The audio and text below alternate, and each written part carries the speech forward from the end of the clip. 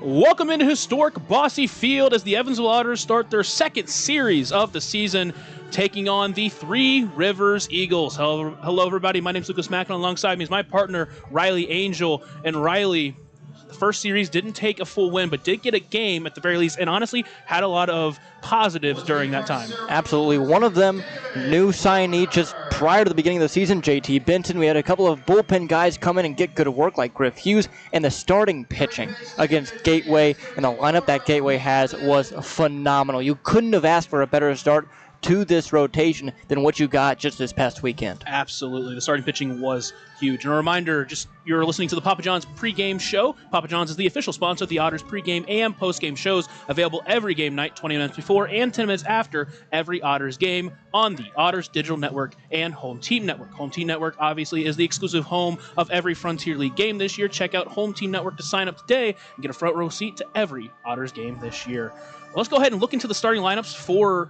the Trois-Rivieres. They have leading off, playing shortstop, James Schmeibert. Batting second and playing left field will be Luis Felipe Pelletier. Batting third and playing third base will be Omar Marigillo. Batting fourth and playing right field, Juan Carlos Negret. Batting fifth and DHing tonight will be David Vinsky. Batting sixth and catching for them will be Chris Burgess. Batting seventh and playing center field will be number 12, Justin Farmer. Batting eighth and playing first base, their hottest hitter of the season so far, Brandon Hilton. And batting ninth, playing second base, will be John Montez. Obviously, I mentioned Brandon Hilton there. Just going a little bit about what he's done so far this year. Very good bat-to-ball guy. He's at the bottom third of the order. He doesn't have a ton of pop, but he's had a great start of the year so far. .462 the average. The OPS up over 1,000 at 1.038. He has a double in RBI. He's a guy that at this bottom third has so far been able to set the table for those bottom three guys to hopefully turn that lineup over and get the more productive guys who have struggled a little bit back up to the plate and get them some chances. Yeah, especially with the lineup, like you mentioned at the top, struggled a little bit to start the year, but these guys at the bottom that can produce a spark is so huge to keep this team afloat. Obviously, they have started 1-3 this year. Otters have started 1-2. Pitching for them today will be Nathan Landry. This will be his first start of the year, first appearance of the year. Pitched last year for Trois-Rivieres at a 3.86 ERA, pitched only 4 2/3 innings and gave up 2 runs and struck out 5, only walking 3. Obviously, it'll be interesting to see what he does in his first start of the year, and it'll be interesting to see what he can do and what this Otters offense can do against a left-handed pitcher for the first time this year, at least as a starter. Going into the Otters lineup, let's go ahead and get into that. Playing shortstop and leading off for the Otters will be our German American Bank leadoff batter of the game. Will be Alay Camo. Batting second and playing center field will be Graham Brown. Batting third and playing first base will be the ever-dangerous David Mendham. Batting fourth and DHing today will be L.J. Jones. Batting fifth and playing right field will be J.T. Benson. Batting sixth and playing third base, Ray Gill. Batting seventh and playing second base, J.J. Cruz. Batting eighth and catching will be Justin Felix. And rounding it out, batting ninth will be Keenan Taylor. Now, obviously, the Otters lineup had some highs, had some lows. Who are you looking for in this lineup to really make a big impact to get this team going? We talked about him a little bit during the series, but Alay Camo, his approach is too good to be hitting 182. Again, very early in the season, only 3 games in. Baseball is we have a lot of games to play, but Alay is a guy that can go up there, set the table, and I think be really productive for this team. Another guy, Justin Felix, doesn't have the average, but my goodness, this guy gets on base. He's been hit by 2 pitches this year already. He led the team in hit by pitches last season. Already has worked a walk of .429 on base percentage and a 0 average. How often do you see that? But those are 2 guys that complete opposite ends of the order. But I think if they start to get productive, then this entire team follows suit. Yeah, and obviously we didn't even mention David Mendham, who's been the hottest hitter to start this year. And honestly, he was their best hitter all of last year. Last year, played to a .427 OBP. Always did a great job getting on base. Doesn't strike out a lot. And we saw it this last weekend. 3 walks, 4 hits. Overall, really good start to the season for David Mendham. Pitching today will be the first time we see this guy, C.J. Backer, a 3-year career vet out of Purdue University. And we talked about him a lot pregame whenever we were having our conversations. And it's a guy that you really expect a lot from. Absolutely. I mean, at Purdue, he didn't get a ton of starts. Overall in his career, pitched over 100 innings at 101 2/3. But this past year in 2024, didn't get a ton of work because of the depth of that Purdue pitching rotation in 2024, plus the velocity was a little down due to an injury he sustained in 2023.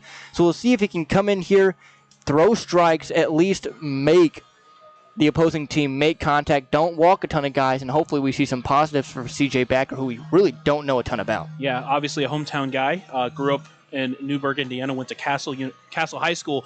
A guy that has been in Indiana his whole life. Going to be exciting to see what he can do. And again, this is a guy that obviously the Otters are really high on. Giving him a start here, game number 4 of the season. He's a guy that only started 12 of his 43 appearances while he's at Purdue, but he's obviously got the ability to go long distances, and it's going to be exciting to see what he can do. We'll be right back after this short break, and once we are, we'll get back into more about this pregame show.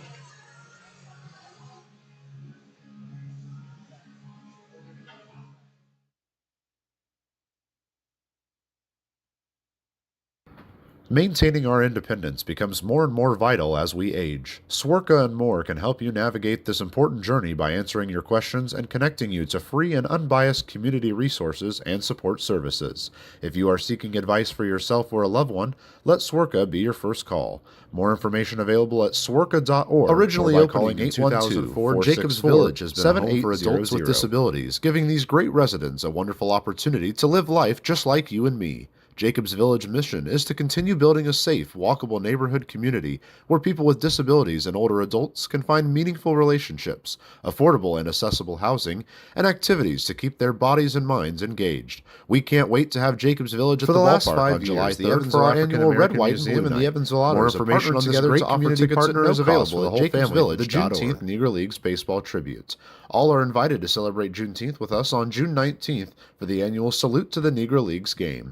Pre-game activities start at 4:30 with first pitch scheduled for 5:05.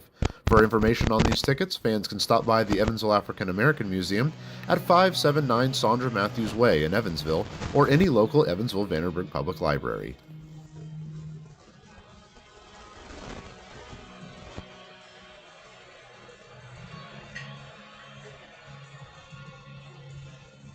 Welcome back here into Bossy Field as the Evansville Otters prepare to take on the Trois-Rivieres Eagles. Hello, everybody. My name is Lucas Macklin. Alongside me is my partner, Riley Angel, and you are listening to the Papa John's pregame show. Papa John's is the official sponsor of the Otters pregame and postgame shows, available every game night, 20 minutes before and 10 minutes after each Otters game on the Otters Digital Network and Home Team Network. Speaking of Home Team Network, they are the exclusive home of every Frontier League game this year. Check out Home Team Network to sign up today and get a front row seat to every Otters game this year. If you were with us just before, you'll know that we were talking about the starting lineups and we were talking about the starting pitchers. But let's just get a kind of feel of this game. Obviously, the Eagles have not been in the Frontier League all that long. Every game, they've only played here for 3 games and 1 series. But in those games, the Otters have swept them. They are 4-2 against them overall. And what's it really going to be like trying to get up to a quick start in this game? Well, for Evansville, they know the past couple of games haven't gone their way, or 2 of the past 3 haven't gone their way, and they want to get a good start against a team that has also struggled. Trois-Rivieres, Three Rivers, they haven't been the greatest Frontier League powerhouse the past couple of seasons, 1-3 to start the year. So if Evansville can have a fast start, get their 1, 2, 3 guys going, and possibly steal a couple of bases against this Three Rivers team, then I think that sets them up perfectly and sets the bullpen and C.J. Backer up perfectly to have a successful night. Yeah, and you mentioned the top 3 of the lineup for the Otters. Lake Como went 2 for 11 in the first series, and batting second, Graham Brown, he went 2 for 12 in that series, and they didn't really draw walks. So it's going to be interesting to see how these top of the lineup guys really approach these first at-bats, try to get into their swing of things. Obviously, you got a left-handed bat, so it'll be the first time the Otters see a left-handed starting pitcher. What does that kind of do for a team trying to adjust going up against a left-handed starter? Well, not only have they not seen a lot of left-handed starters, Gateway didn't throw a ton of left-handed relievers at them as well. So for these guys like Alay and David Mendham and J.J. Cruz, where they have that lefty-lefty matchup in live for the first time multiple times in a row this season, it's going to be a bit of an adjustment for them, but hopefully they're able to adjust quickly, put the ball in play, and get some good results. Yeah, and just to mention, no left-handed pitchers in the bullpen for Trois-Rivieres. So if they get through this guy early, you're going to be seeing only right-handers down the line. And with that, you have left-handed bat Pavin Parks on the bench, maybe getting a rest today because there is a left-handed pitcher. And then, you bring in one of these right-handed relievers, you can bring in Pavin to bat in a big spot. Obviously, the big bat of Pavin Parks, one of the best bats they had last year. He's come in this year. Hopefully, he'll be an impact both on the offensive side as well as a pitcher. Let's talk a little bit about the Otters bullpen. Obviously, you had some real lows. Obviously, game one, you give up that 4-run lead going into the 8th inning. But in game 2, you give up the 2-run lead in the final inning of that one before you're going on to win in extra innings. But there were definitely some high highs with guys like Griff Hughes and Ethan Bradford really coming in and settling it down. Absolutely. And even in that first game where they had some of those struggles late in the game, Griff Hughes, like you said, came in, tossed a scoreless 1 1/3, and then Nate Wolgemuth came in and tossed a scoreless inning as well. Then in the doubleheader on Saturday, they had some good performances. Nate Wolgemuth, again, did give up 2 runs, but did go an inning and a third. Griff Hughes, another scoreless outing in that first game on Saturday. And then in the second game, as we mentioned, Ethan Bradford, big left-hander, 1 2/3 scoreless, struck out 2. And then Chip Korbacher got his first inning of work. He also tossed a scoreless frame. So the first game you were thinking, oh boy, here we go. But again, just first game of the year, we've had some solid performances since then, and hopefully these past 2 days have kind of given them a mental reset so they can come into this series and just throw BBs out of the pen. Yeah, and exactly. And getting those kind of good efforts from the guys you don't maybe expect as much.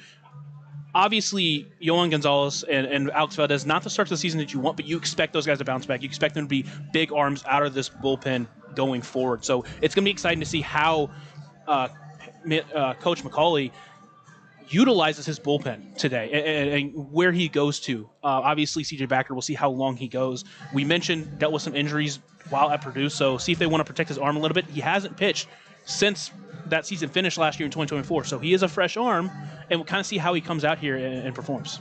I wouldn't be surprised if Andy decides to only pitch him 3 innings. We saw that with Gateway and their starting pitcher in not Lucas Weinbergs, but on Alvaro de los Santos only went 3 innings in the first game of that 7-inning doubleheader. So I think that's a similar situation with CJ Backer. Just hasn't gotten a lot of work recently, so you don't want to go out there and hang him out to dry for 6 innings.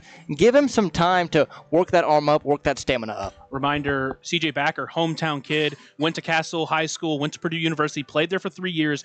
Obviously, the final season didn't pitch as much as he would have wanted to, but pitched 10 innings to a 2.7 ERA. Was a fantastic guy out of the bullpen for them. He had started for them prior, and he is a guy to really watch out for. In his final appearance for the Boilermakers in the Big Ten tournament, he stepped in against a very, very potent IU offense and pitched 2 2/3 innings, didn't give up a single run. So the talent is there. It's just about utilizing it. Once again, a reminder, Papa John's is the official sponsor of the Otters pregame and postgame shows, available every game night, 20 minutes before and 10 minutes after at each Otters game on the Otters Digital Network and Home Team Network. We'll be right back after this short break as we go and listen to both of the national anthems, and we'll be right back after and as we approach first pitch. Batting for the designated hitter, number 20, L.J. Jones. Batting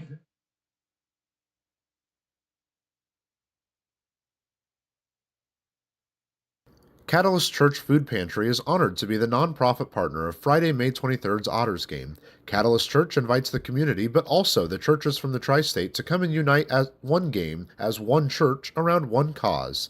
Catalyst Church invites each person to bring at least one, if not more, non-perishable food item for their food pantry to continue helping the Evansville community. A great night of baseball is planned, and post-game fireworks are just part of the fun. More information can be found on Catalyst Church Evansville's Facebook page.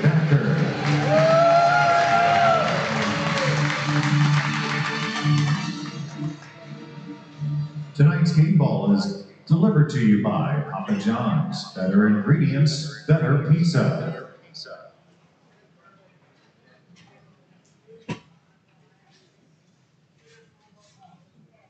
Ladies and gentlemen, at this time, would you please rise and remove your hats and join us in honoring our friends from Canada with the singing of its national anthem, O Canada, performed by Rue Martin. O Canada, our home and native land, true patriot love in all our hearts command. With glowing hearts we see thee rise, the true north strong and free. Both far and wide, O Canada, we stand on guard for thee. God keep our land glorious and free. O Canada, we stand on guard for thee. O Canada, we stand on guard for thee. And ladies and gentlemen, at this time, would you remain standing as we honor America's freedom, those who are now protected, and those who made the ultimate sacrifice with the singing of the United States national anthem, again performed by Rue Martin. Oh, say, can you see by the dawn's early light what so proudly we hailed at the twilight's last gleaming, whose broad stripes and bright stars through the perilous fight o'er the ramparts we watched were so gallantly streaming, and the rocket's red glare, the bombs bursting in air, gave proof through the night that our flag was still there. Oh, say does that star-spangled banner yet wave o'er the land of the free and the home of the brave? Ladies and gentlemen, Rue Martin with our national anthem. And welcome back into historic Bosse Field as we get set for Game 1 of our series between the Evansville Otters and the Trois-Rivieres Eagles. Hello, everybody. My name is Lucas Mack, and alongside me is my partner, Riley Angel, and we are about to get into it. Round the horn a little bit. I know I mentioned their starting lineups, but for the Otters, at first base is David Mindham. At third base, Ray Gill. Shortstop, Alay Camo. Second base will be J.J. Cruz.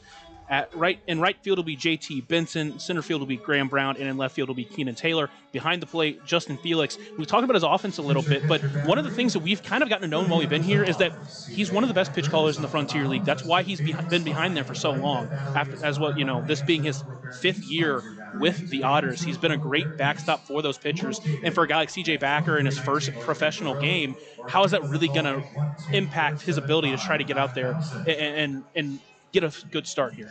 Well, when you're on the mound and you're confident in the things that the catcher is putting down in between his legs and the signs that he is giving you, it just gives you that much more oomph on the bump to go out there and deliver that pitch exactly where he wants to.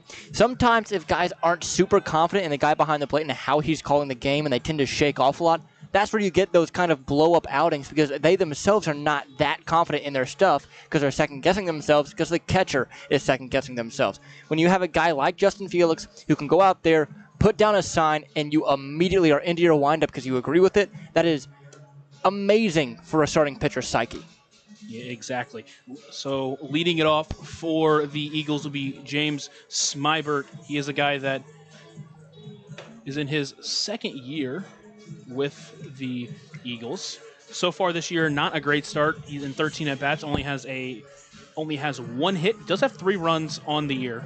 but he also has 4 strikeouts. It'll be interesting to see what he can do for the top of this lineup for the Eagles and try to get on for them. Last year with the Eagles, had a 3.54 OBP, so he did a great job getting on base, but obviously slow start to the year, but you don't want to overreact whenever you get into that time.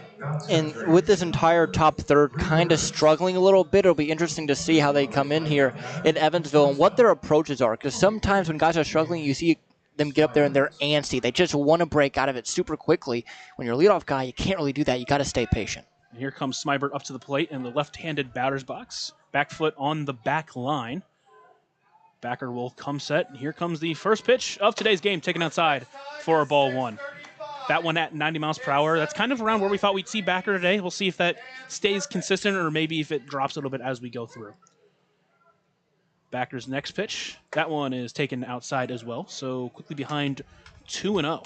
Smybert is exactly what we want to see from him. Be patient, wait for your pitch, try to get something going. Again, slow start to the year, be patient with the ball, and just play your game.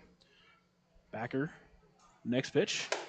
That one's taken just high, so quickly behind 3-0 here. And not only is he behind 3-0, it's 3 straight fastballs that he hasn't been able to command, so that tells me he might be feeling a little bit of nerves out there in his professional debut.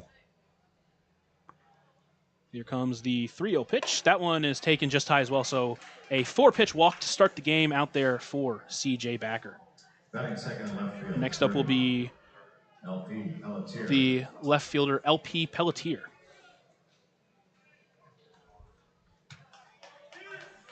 Pelletier, once again,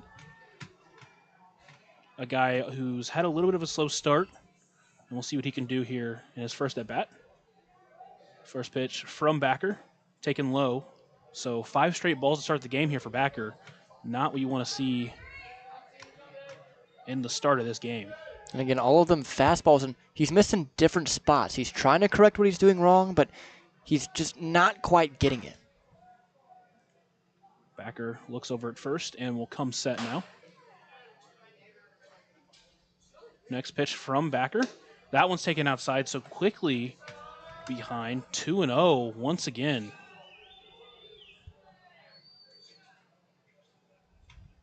Pelletier drafted a couple of times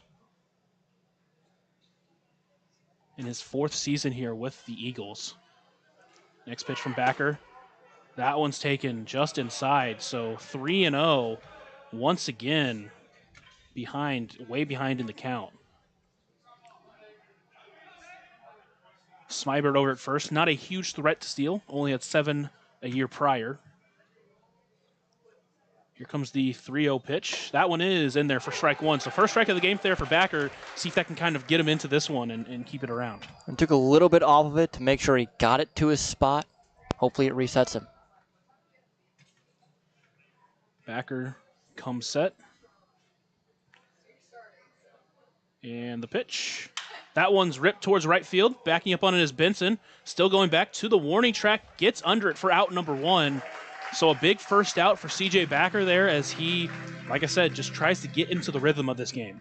Decent piece of hitting there, though, by Pelletier. Took a down and away fastball out to right field near the line. Pretty deep, but obviously Benson, good enough fielder to get back on it. But like you said, nice confidence builder there for Backer, even though it was solid contact, getting that first third done and going away with. Next up will be Omar Maragildo. Backer will come set here.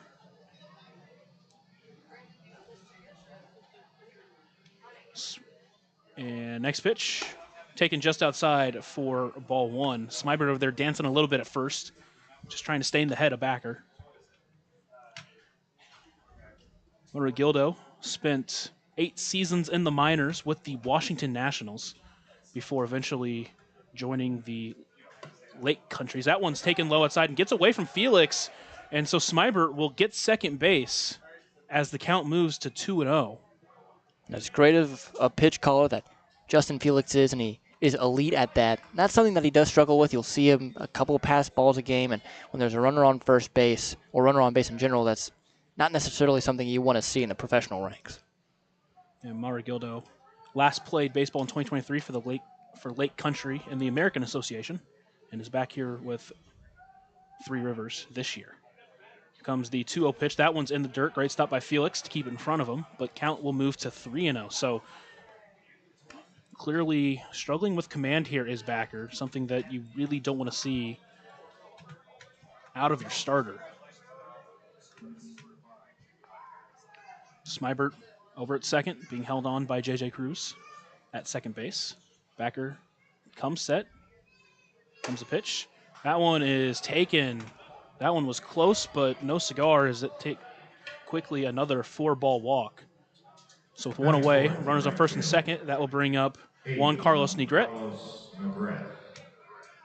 That pitch was borderline, but when you're having the control issues like Backer's having right now, home plate umpire Dalton James not going to give that to him as if he was pounding the strike zone, pitch in, pitch out. When you're struggling like that, those borderline pitches tend to not go your way.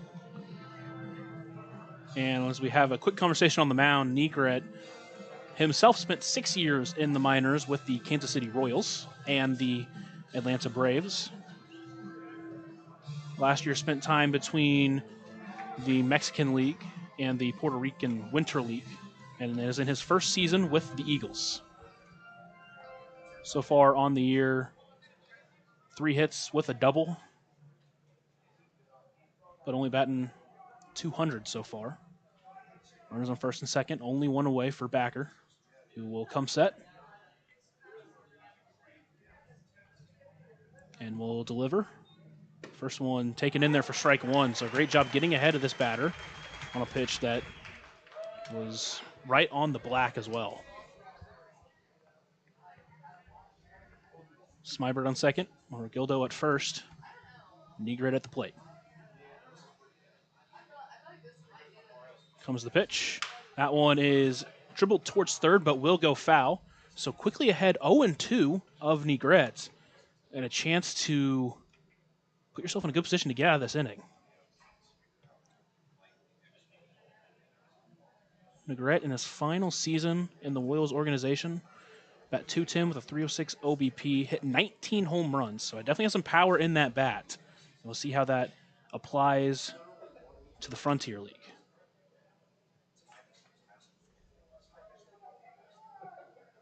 Here comes the 0-2 pitch. That one is ripped just over the shortstop's head, and it's going to get down for a base hit. Running around third is Smybert, and he'll get in with no throw. So the Eagles quickly take a 1-0 lead here in the first inning, with still only one away. Negret got a little jammed on that pitch, down and in, but muscled it just over the leaping glove of Camo. I mean, that one only got off the bat at 87 miles an hour, so he didn't get all of it, but sometimes you just got to be lucky more than good. Yeah, that's wasn't a bad pitch by any means from Backer there, but just we mentioned the power of Negret, just able to muscle it over the shortstop's head, and that will bring up the DH David Vinsky in his first season with the Eagles. And here comes the first pitch. That one is taken just inside for ball one. I'll tell you what, Lucas, we were watching batting practice, and this guy, his second round, took 5 swings, hit 5 no-doubters. This guy has some pop. Backer will come set and deliver the 1-0 pitch. That one is taken just outside again, so not getting any help from the home plate umpires. That one just missed low and away, so behind 2-0. You mentioned the power. Played 3 years in New York in the Frontier League, had 20 home runs in 2022, 9 home runs last year, or in 2023, and 12 home runs last year. So definitely some power in that bat as well. Backer comes set, delivers the 2-0 pitch. That one gets in there for strike one. So the off-speed pitch working pretty well for Backer overall. It just feels like he can't get a hold of that fastball. It's one of those pitches that you need to set up the off-speed pitch, but seeing the off-speed pitch get in there is a good sign, at least. Backer comes set, delivers the 2-1 pitch. Check swing by Vinsky, didn't go, so we'll be 3-1. Home fans here did not like that call. Yeah, they sure thought he went. But first base umpire Zach Burr decided he did not go, so count is now 3-1. Vinsky spent a couple seasons within the St. Louis Cardinals organization before joining New York in 2022. Here comes the 3-1 pitch. That one hit towards shortstop Camo. Turnover at second for one. Cruz over to first will be in time. And CJ Backer gets out of the inning before giving up any more. So only one run on a couple of walks and a hit. And that'll do it for the first inning as we head to the bottom of the first. You're listening to the Otters Digital Network.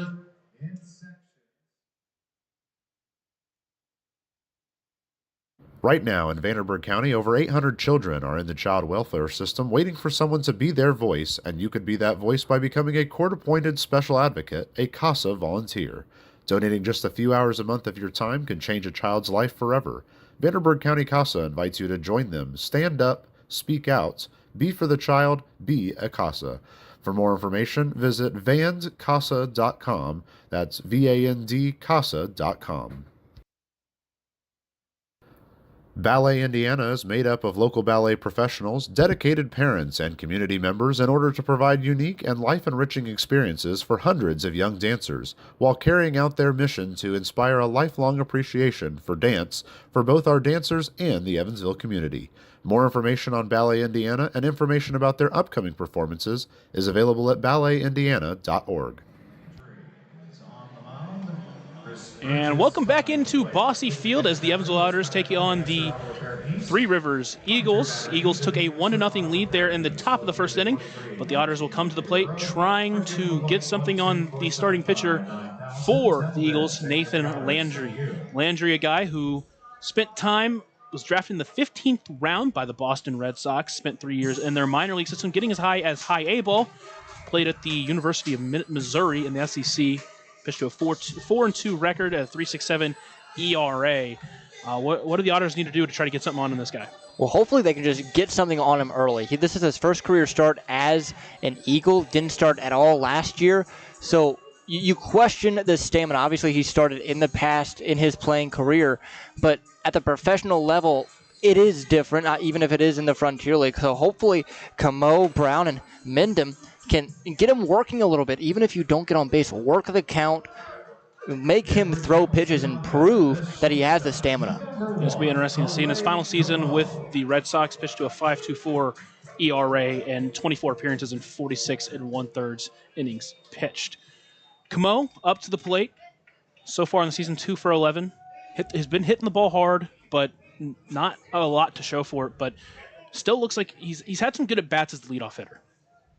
Landry will come set. Here comes his first pitch of the game. That one taken, just missed, hitting Camo. Camo got hit to start the game, the second game of the series against Gateway, and almost got hit there, but barely gets out of the way, quickly ahead 1-0. Here comes the next pitch. That one taken just high for ball 2. Landry at 88 miles per hour on that one. We'll see if that's where he tends to sit or if he gets a little bit slower as the game goes on. Here comes the 0-2 pitch. That one is taken low for ball 3, so Camo quickly ahead 3-0. A little bit of command issues for both starters so far in this game. Landry comes set. Here comes the pitch to left-handed Camo. He'll take that one outside for ball 4, so a 4-pitch walk to start both sides of this inning. And that will be a Deerhead Sidewalk Walk Cafe and Bar to our Edward Jones leadoff hitter of the game, L.A. Camo. And that will bring up the center fielder, Graham Brown. Graham Brown, it seems he had a lot of good swings, did strike out some in that series against Gateway, but the contact he was making, it seems just he's due to start this 2025. In his final season with Louisville, as he takes the first pitch inside for a ball. Final season with Louisville, had a 4.38 OBP, a 5.25 slugging, 34 home runs, and stole 34 bases. He's a guy that you would love to see get on base more if at all possible. Next pitch he'll take inside for a strike, so count at 1-1. We saw Camo attempt to steal last game, got caught, and we'll see if he is going to do something similar. Next pitch to Brown. That one taken in there for strike 2. I actually stand corrected. Graham Brown went to Coastal Carolina for 3 seasons, and during his career hit a 4.09 OBP with 36 home runs. So again, definitely some power in that bat. We'll see what he can do here with a 1-2 pitch. That one is taken inside. Count now at 2-2. And this is what you're going to want to see from Graham Brown, the 23-year-old. Just work these counts, try to get into a good count, and get something going. Again, you just want to keep the line moving. When you got guys like Mendham and L.J. Jones behind you, it's very, very attracting. Next pitch to the right-hander, taken inside, almost hit him. So count moves to 3-2 now. Good battle here by Brown. I know none of those were close, but being able to fall behind 1-2, now work it back to full, it's a good sign. Lefty will come set. Here's the next pitch to Graham Brown. He'll hit that one high into foul territory. And under it will be Omar Marigildo for out number 1. So an unfortunate way for that at-bat to end, but did battle. And that will bring up the first baseman, David Mendham. Can't talk enough about what he did in that first series against Gateway. Yep, 4 for 9, 2 ribbies, both of them coming in that first game. He just looked like a professional up there in the box. It'll be interesting to see him lefty v lefty, but I'm sure he'll have no issue. Last year was phenomenally only all-star for this Otters team. He looks to and has started this year like an all-star. Yeah, and Mendham, a guy who just loves getting on base by any means necessary. Here comes the first pitch to the lefty. Taken outside for ball 1, and that's just the kind of strike zone awareness that he has. That pitch just missed outside, didn't take it. Mendham, a guy that, again, you would love to see be able to get on as much as possible with guys like L.J. Jones and J.T. Vincent behind him. Lake Camo over at first gets a decent lead. Comes the pitch from Landry. That one is taken high for ball 2. Another pitch that just missed, but he does a great job laying off. So both of these starters dealing with a little bit of command issues so far. And we'll see what Landry can do to try to get himself back in and get out of this inning. Comes the 2-0 pitch to Mendham. That one hacked at, but it came up empty for strike 1. Mendham, a guy who doesn't hit a ton of home runs, only had 5 last year, but did have 21 doubles and a couple of triples. And again, a guy who walked a lot, 67 walks to only 58 strikeouts. So a guy that just doesn't really strike out at all. Comes 2-1 pitch. That one taken outside for ball 3. Ball gets away, and Camo will take off for second. Throw will be in time, but the tag isn't there. And Camo gets in safe. And a huge stolen base for Camo on a great read. And David Mendham in a 3-run count with a runner in scoring position now. We saw a lot of stolen bases on the stat sheet that Sussex County had against this Trois-Rivieres Three-Rivers team. So you start to wonder after seeing that, maybe if it's not necessarily getting good jumps on the pitchers, but getting good reads off of pass balls. Exactly. We saw the catcher behind the plate for them, Chris Burgess. 13 attempts on him, 11 were successful. Here comes the 3-1 pitch. That one is taken outside for ball 4. So a walk will get Mendham to first. And very eerily similar to the first inning so far, as now runners on first and second with only 1 away for the ever-powerful L.J. Jones. Oh, and this is a big situation for L.J. He struggled a bit at times in that first series, especially in that first game. Had a couple of at-bats where you kind of question, but this is a big spot for him right now to try and get that motor going in this 2025 campaign. Here comes the first pitch to L.J. Jones. That one's taken inside, almost hit him as well. So 3 of the first 4 batters he's almost hit. L.J. Jones so far on the season, batting 2 for 10, has a walk and 5 strikeouts. So far, L.J. Jones on the season, batting 2 for 10 with a walk and 5 strikeouts. That one is ripped, hit high, but not very deep as the shortstop Smibers will get under it and make the grab for out number 2. That is infield fly rule was called. So after that quick at bat and 2 away, that will bring up J.T. Benson, who we saw last series had some big clutch moments. And I know it's only the first inning, but this feels like one of those moments right now. Huge series for him. Had the walk-off winner, batted 300 over that first series, a double, 1 RBI being that walk-off RBI. Here, game-tying run at second in LA. He can run a little bit, so if you even get one just a little up the middle or in one of the gaps, it will for sure tie the game. Benson, just a great start to the year. Here comes the first pitch to the right-handed Benson. Be taken in there for strike 1. Benson, the 23-year-old out of Louisville, Kentucky, played for his hometown team, Louisville Cardinals, and had 51 steals in his career as a Cardinal. Also had 16 home runs. In his final season, had 9 of them. Here comes the 0-1 pitch to Benson. That one is ripped, but foul. That will be our overhead foul ball, brought to you by Heads Construction. Choose the best and never forget it. Benson so far in the year 3 for 10 with a hit, or 3 hits and a double. 1 walk to 3 strikeouts. Had the game-winning RBI against Gateway in Game 1 of the doubleheader on Saturday. Landry would come set. Here comes the 0-2 pitch to Benson. And that one hit him. Went a little bit too far inside. So now bases will be loaded with 2 away, as that will bring up Ray Gill. Batting 6. Well, we talked about the control issues for Landry, definitely showing it right now. Bases juiced for Ray Gill, and just like that, we'll have a meeting on the mound. That one looked like it got Benson on the leg, at least how he reacted to it. Seems to be fine, walking all right, so hopefully just a stinger, but now a big situation here for Ray Gill. Yeah, and obviously that meeting on the mound, in a situation like that, you had to count 0-2 and you hit the batter with a chance to get out of the inning. That is always going to hurt. So you just want to get out there and make sure that your pitcher is still in a good mindset. And we mentioned Ray Gill coming to the plate, the 25-year-old out of Miami, Florida. Spent 5 years in college between Miami and Jacksonville, and he was a guy who just raked. 28 home runs with them last 3 seasons in the Pioneer League, 49 home runs, a big bat, batting 2 for 5 to start this season, and going to be exciting to see what he can do in this huge situation for the Otters. And you can see right now, bases loaded, 2 away, no hits so far in the inning for the Otters. This would be a big time for their first hit of the game. Landry comes set. Here comes the first pitch. That one fouled back. So just on it, but just fouled directly back for, it'll be strike number 1.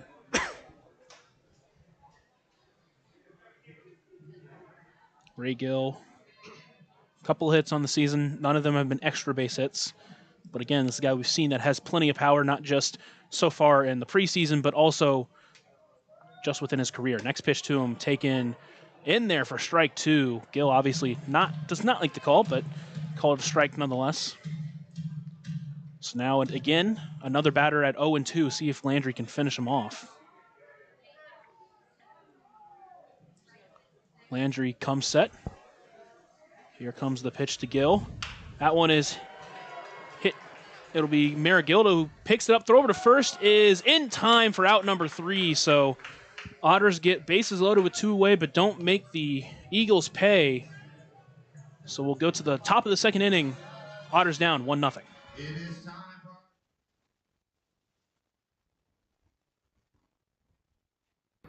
Maintaining our independence becomes more and more vital as we age. Swerka and More can help you navigate this important journey by answering your questions and connecting you to free and unbiased community resources and support services. If you are seeking advice for yourself or a loved one, let Swerka be your first call. More information available at swerka.org or by calling 812-464-7800. Originally opening in 2004, Jacobs Village has been a home for adults with disabilities, giving these great residents a wonderful opportunity to live life just like you and me. Jacobs Village mission is to continue building a safe, walkable neighborhood community where people with disabilities and older adults can find meaningful relationships, affordable and accessible housing, and activities to keep their bodies and minds engaged. We can't wait to have Jacobs Village at the ballpark on July 3rd for our annual Red, White, and Blue Night. More information on this great community partner is available at jacobsvillage.org. Welcome back in here to Bossy Field. Eagles currently lead the Otters 1-0, but as we head to the top of the second inning, CJ Backer out there for another inning of work. Obviously didn't look great the entire time, but did get out of it with a big double play, and we'll see what he can do here in the second inning. The one positive of that first inning, the slider looked really, really good for CJ Backer. If you have command issues with the fastball, that's something you can fix fairly simply just with a conversation, because a lot of that is just mental with the fastball. If you have a good breaking ball and you're landing your spots, that is how you can tell a guy really is fine. It's just all up in the head. So hopefully he can settle in here in this second inning and begin to kind of work to this bottom third of the order, get a nice inning to get a rhythm going. In that first inning, gave up 2 walks, a jam shot base hit that did score a run. but all faced 5 batters, got that double play to end the inning. See if he can roll that over into this one, as that brings up the Eagles catcher, Chris Burgess.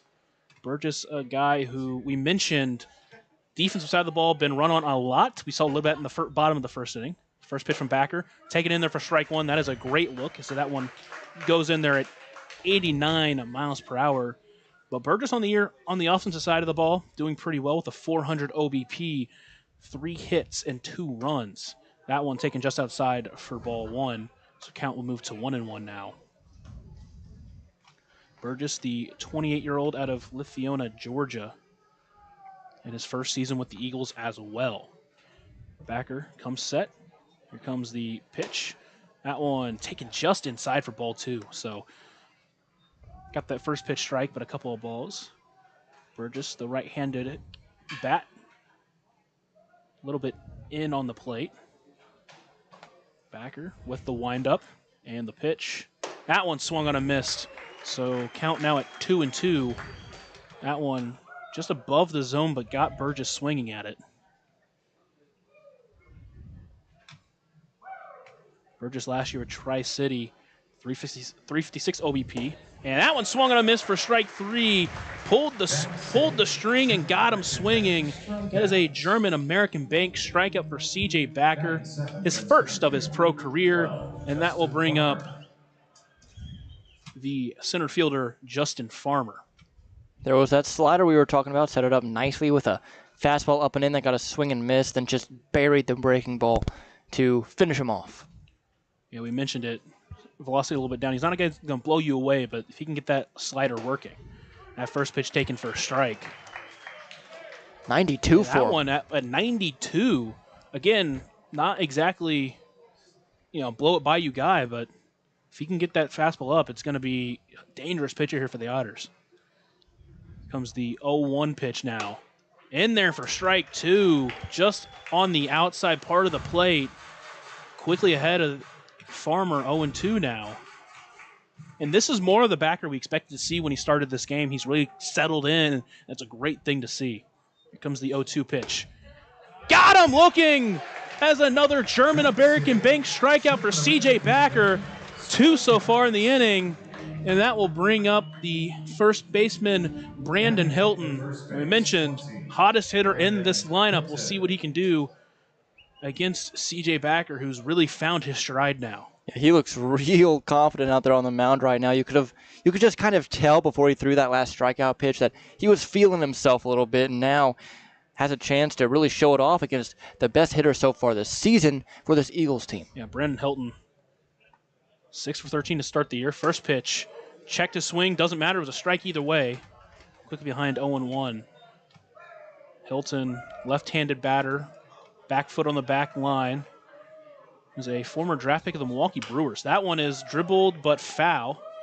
So quickly ahead of another batter, 0-2. Hilton's first year with the Eagles here. Spent last year in the MLB Draft League, where he had a 336 batting average, a 410 OBP with a couple of home runs, and 155 at-bats.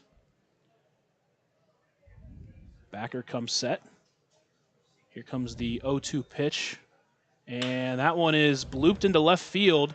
On it's Keenan Taylor, and he will get under it for out number 3. So a 1-2-3 inning for C.J. Backer to get the Otters back into the offensive side of the ball. We'll be right back on the Otters Digital Network.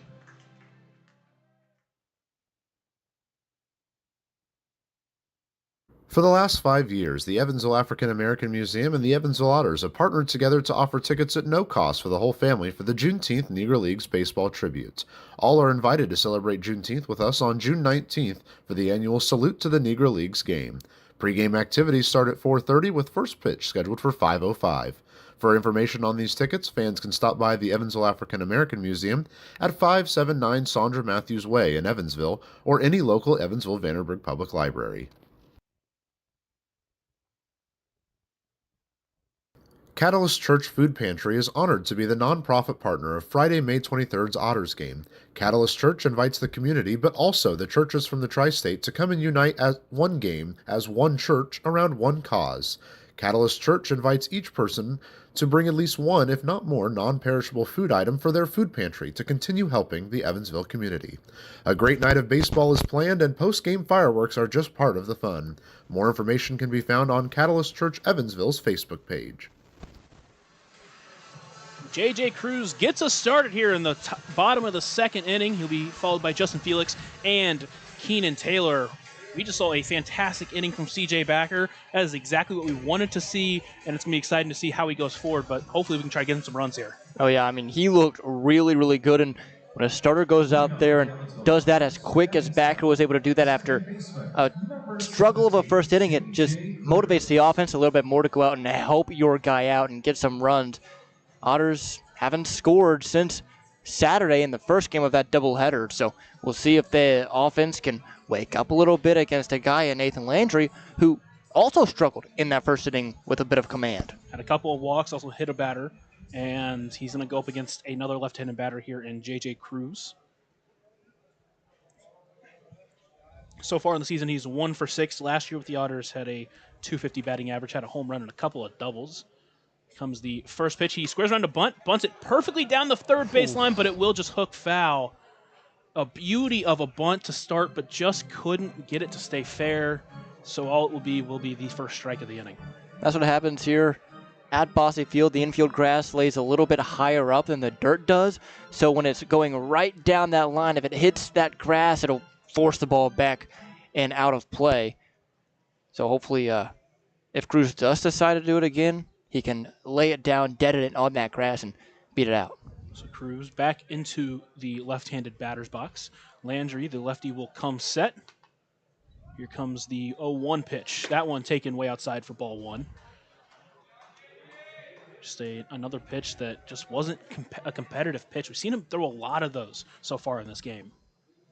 One of them ended up hitting. A couple also almost got hit. So here comes the 1-1 pitch. That one is ripped into the outfield. Looks like it'll be the second baseman. No, it'll be the shortstop, Smybert, who gets under it, I believe, for out number 1. Had about 4 or 5 Eagles under the ball there. It was tough to see who was going to end up getting it. I mean, Hilton, the first baseman, came all the way out there to try and make a play. I mean, the entire left side, and Smybert, the shortstop, converts on that ball. Smybert somehow calling off 4 of his teammates to make the catch. That's one where you start to wonder, man, I hope we don't see a collision here. Yeah. Well, that will bring up the backstop, Justin Felix. Landry comes set. Here comes the pitch. That one way outside for ball 1. It's another non-competitive pitch to start in a bat here for Landry. And we've talked about this. Justin Felix, this guy's not going to chase. He's going to be able to draw bats. He's going to be able to draw walks. And he's going to want to hit the ball hard. It's a matter of making contact. But he's has a fantastic eye at the plate. You see that a lot from catchers. Here comes the next pitch from Landry. That one is just high for ball 2. And when a catcher is up there and is as confident in the strike zone as Felix is, he has a different presence in that batter's box than most of the hitters in this lineup. Here comes the 2-0 pitch. That one is taken high again for ball 3. Essentially in the same spot, same call.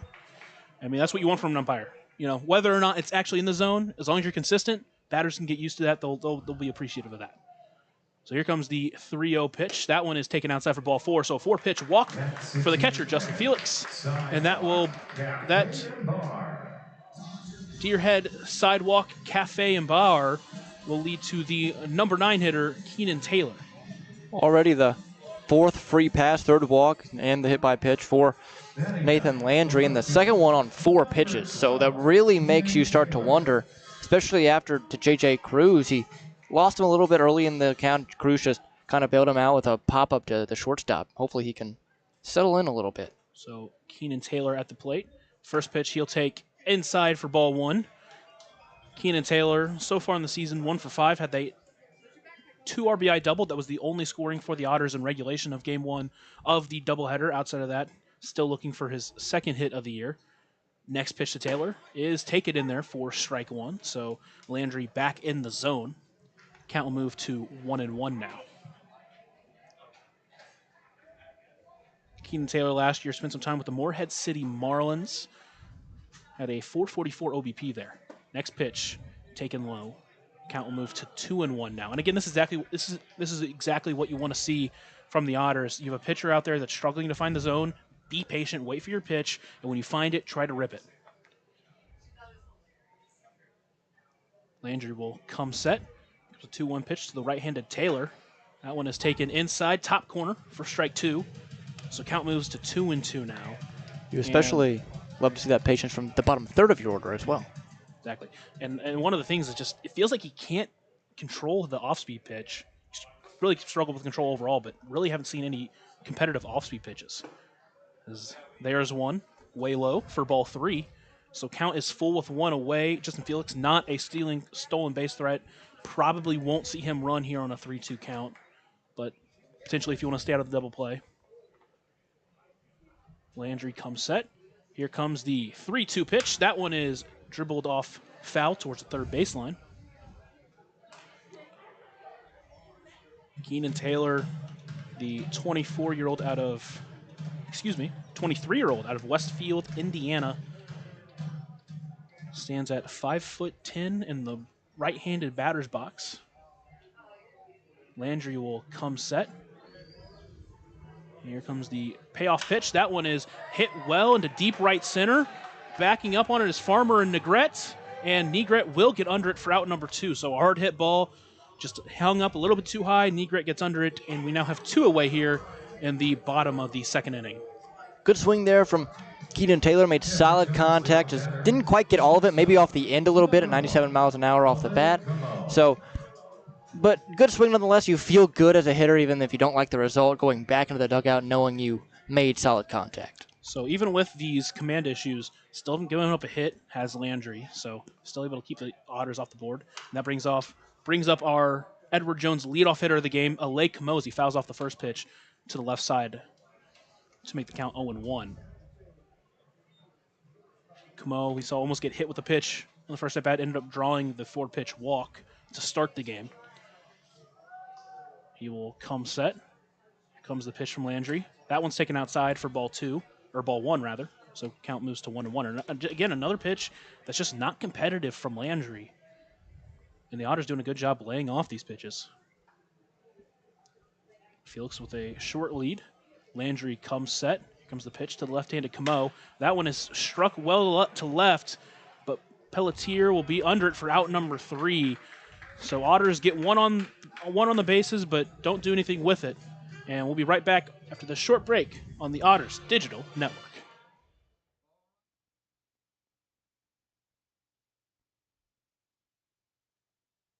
Right now in Vanderburgh County, over 800 children are in the child welfare system waiting for someone to be their voice, and you could be that voice by becoming a court-appointed special advocate, a CASA volunteer. Donating just a few hours a month of your time can change a child's life forever. Vanderburgh County CASA invites you to join them. Stand up, speak out, be for the child, be a CASA. For more information, visit vandcasa.com. That's VAND CASA.com. Ballet Indiana is made up of local ballet professionals, dedicated parents, and community members in order to provide unique and life-enriching experiences for hundreds of young dancers, while carrying out their mission to inspire a lifelong appreciation for dance for both our dancers and the Evansville community. More information on Ballet Indiana and information about their upcoming performances is available at balletindiana.org. Welcome back in here to Bosse Field as the Otters currently behind 1-0 against the Eagles. I am now joined by Shaze Smith, Hoosier Lottery televised drawing host. Welcome, Shaze. The Hoosier Lottery is a longtime partner of the Otters. It's good to see you once again at Bosse Field. Hey, Lucas, and it's Shaze, rhymes with blase, but I'm nothing like it. I'm glad to be back. You know, we're thrilled. We're a longtime partner here with the Otters. Now, baseball, the beautiful weather, and Hoosier Lottery fun, you can count us in. Now, we love being here at Bosse Field. Nothing beats being here. And I'm glad you're here. It's like a great view out here. So, yeah, we're glad having you here, cheering on the home team. And that's what summer's all about, right? That is, yeah, exactly. Wouldn't rather be anywhere else.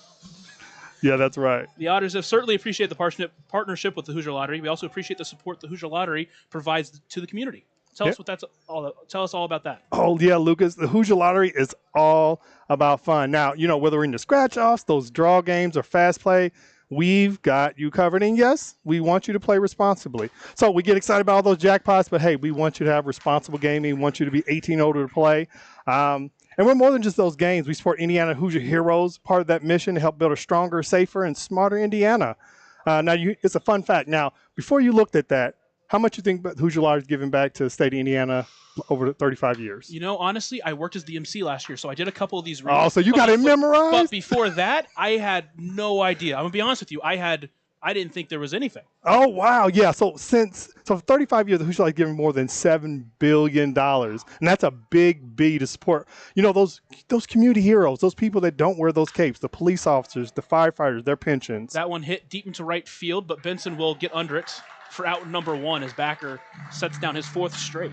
Yeah, and those teachers, they're teacher empowerment fund. So the lottery surplus fund, we lowered those excise taxes by up to 50%, and we've done it with help from the players and retailers all across the state.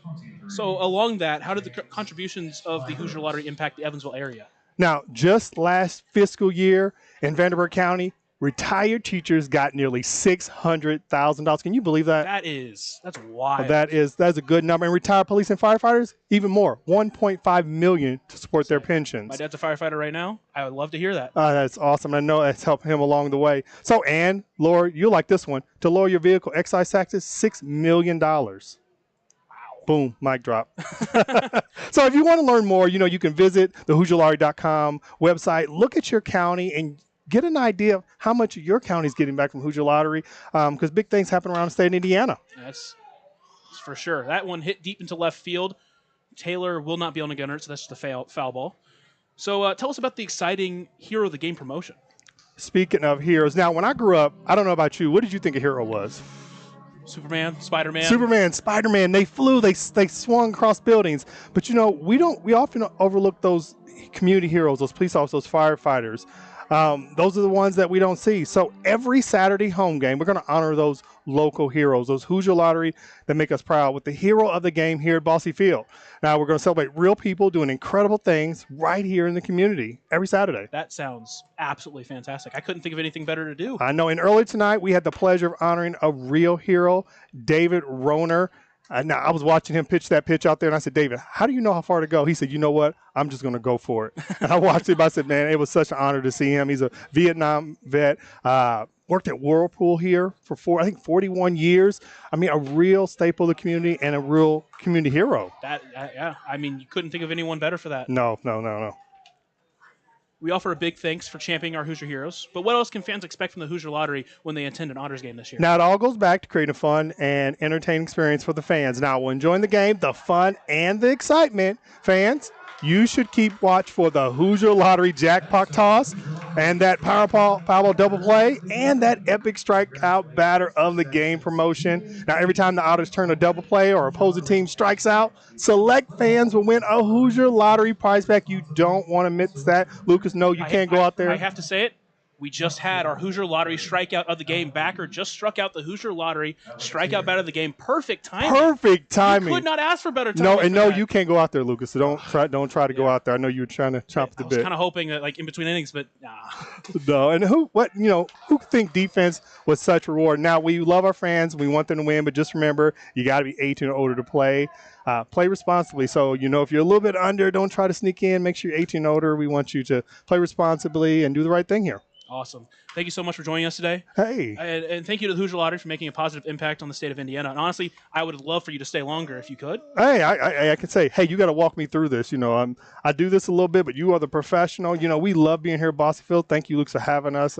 Beautiful view. We got an 0-2 count here to Luis Philippe Pelletier, LP they call him. Backer set down 7 straight at the current moment as he winds up for the 0-2 pitch. And that one taken high. I don't know if you've been watching, but Backer struggled a little bit in the first inning. I don't know if you noticed that, but man, he has come out since the second inning. He's set this team down. He has. Now, I thought he was just warming up. I was like, he's not going to do this. And then I just start telling to change. I think he was kind of teasing it a little bit. Mm-hmm. Here comes the 1-2 pitch from Backer. That one hit towards Camo. A great play by him. Throw over to first in time for out number 3. And that is going to do it for this inning. And unfortunately, I think that is all the time we have. Oh, Lucas, this is all we get, man. I wish I could ask you to stay for longer, but I don't want to take some time away from Riley, although I do think he might be a little bit jealous. Ah, Might be that's a little worried okay. if you're taking his spot. Hey, this has been fun. Evansville is such a great place. I love Bossy Field. I love coming here. I love the view. I'm from Indianapolis, but hey, thank you for having me. Hoosier Lottery is a proud sponsor here. Honestly, anytime you want to come up here, you just shoot Matt a text. I'll not shoot you a text. don't ignore my Or text. you shoot me a text, and you No. let me know, and I'll get you up here. I I'll make sure. appreciate you. All right, So, thanks, thank Lisa. you so much. Hey, thank you. Thank you. One of the guesses, but the school. Maintaining our independence becomes more and more vital as we age. Swerka and More can help you navigate this important journey by answering your questions and connecting you to free and unbiased community resources and support services. If you are seeking advice for yourself or a loved one, let Swerka be your first call. More information available at swerka.org or by calling 812-464-7800.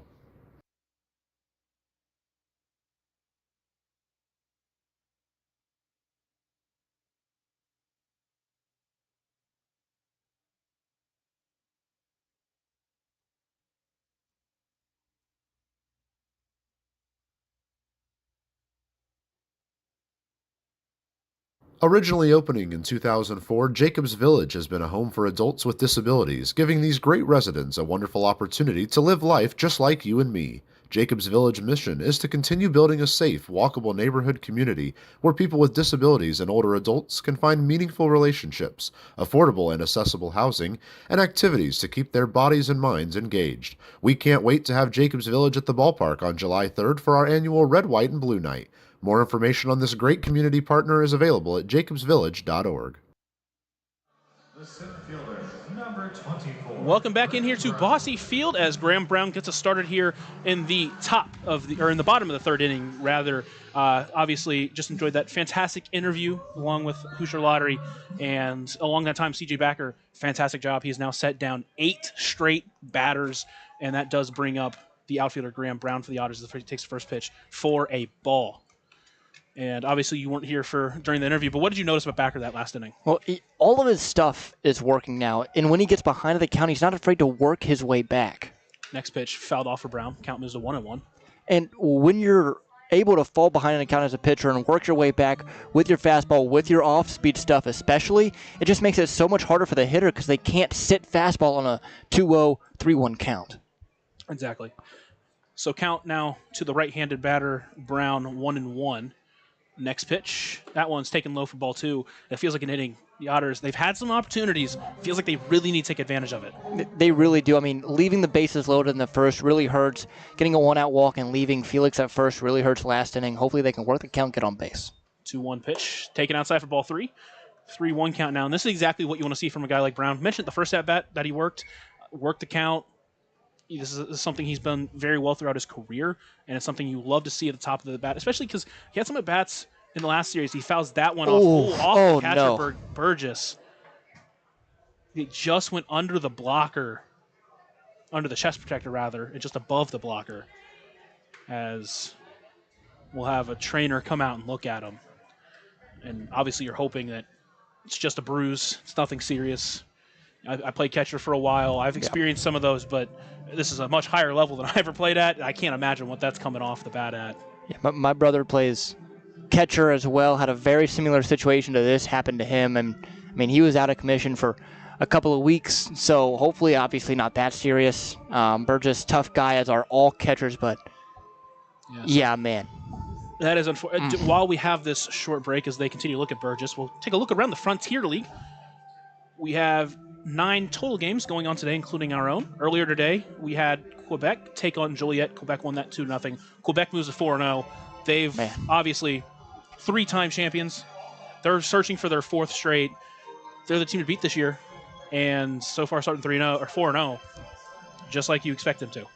I mean, and Evansville taking a trip up to Quebec just after the All-Star break, after all those festivities, you'll be up there with them. And Quebec, a team where you beat them or you look good against them, you know you're a good team. So hopefully the Otters get to that point by the time we meet them in July. Especially watching their pitchers. Their best hitter, 4th home run of the season already. Man, yikes.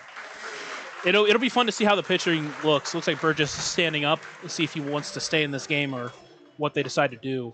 Schaumburg also played earlier against Windy City. They won 5-4. That moved Schaumburg to 3-2. Windy City down to 2-3. Close game, obviously 5-4. A couple of really good teams though out in the West Division that should be really good this year. Oh, I mean, that West Division is absolutely stacked from top to bottom. You look at it right now, and in the West you have Mississippi, Joliet, Gateway, Windy City, and Schaumburg. And Mississippi, a team that obviously first year in the Frontier League, but they looked really good in their season openers, have started 1-0, and I'm really excited to see how they fit into that West Division that has been so good for so long now. And we will see them this weekend. We'll go on the road to Mississippi, and we will see them this weekend, so we'll get a front row view on that one. Also around the league, Gateway currently tied with Mississippi, 0-0. That'll be a fun series to watch. We obviously saw Gateway and how they looked. Tri-Valley is currently up 4-0 against New York. Ottawa up 2-1 against Washington. Brockton down 2-0 against Sussex County. Looks like New Jersey and Down East got postponed, and Florence currently tied with Lake Erie 0-0. Burgess is back up and ready to catch. Graham Brown will reset. Count is at 3-2. Still nobody out in this third inning. And just before we were talking about that, Graham Brown, 3 seasons at Coastal Carolina, a veteran of the game, about the 23-year-old, just looking to make a spot for himself. Didn't have as great as at-bats as he could last series. Expect him to see a lot better here as he takes that one inside for ball 4. So a walk there for Graham Brown. We'll get the leadoff batter on base, as that is a Deerhead Sidewalk Cafe and Bar. The 4th walk, I believe, of the game for Landry. He also hit a batter. So obviously command struggling. Still no hits for Evansville. Yeah, they have to take advantage here. When a pitcher is struggling, like the way Landry is, you can't just give him free zeros like they have the past 2 innings. You have to take advantage on the scoreboard. So that will bring up David Mendham, the guy who he walked in his last at-bat, takes that one for ball 1. Really the guy who, amongst the entire league, is one of the best at controlling the plate. And when you get a guy who's struggling with command, Mendham's going to make him come to him. Mendham, as I mentioned, walked in his first at-bat. Here comes the 1-0 pitch to him. That one is taken inside and high, just for ball 2. Landry around 86 miles per hour now, down a little bit, but just trying to find the zone, and still struggling at that. Landry comes set. Graham Brown leading off first base. Next pitch taken high, so quickly 3-0 now to David Mendham. Mentioned more walks and strikeouts last year. You don't see that from a lot of players, especially down here. When you are struggling to find the zone, Mendham is not the guy you want to face. Mendham in the left-handed batter's box. Here comes the 3-0 pitch. That one's taken way inside for ball 4. So 2 walks now from Landry, as that is another Deerhead Sidewalk Cafe and Bar. And that will bring up L.J. Jones, just a guy we're just waiting to break out right now.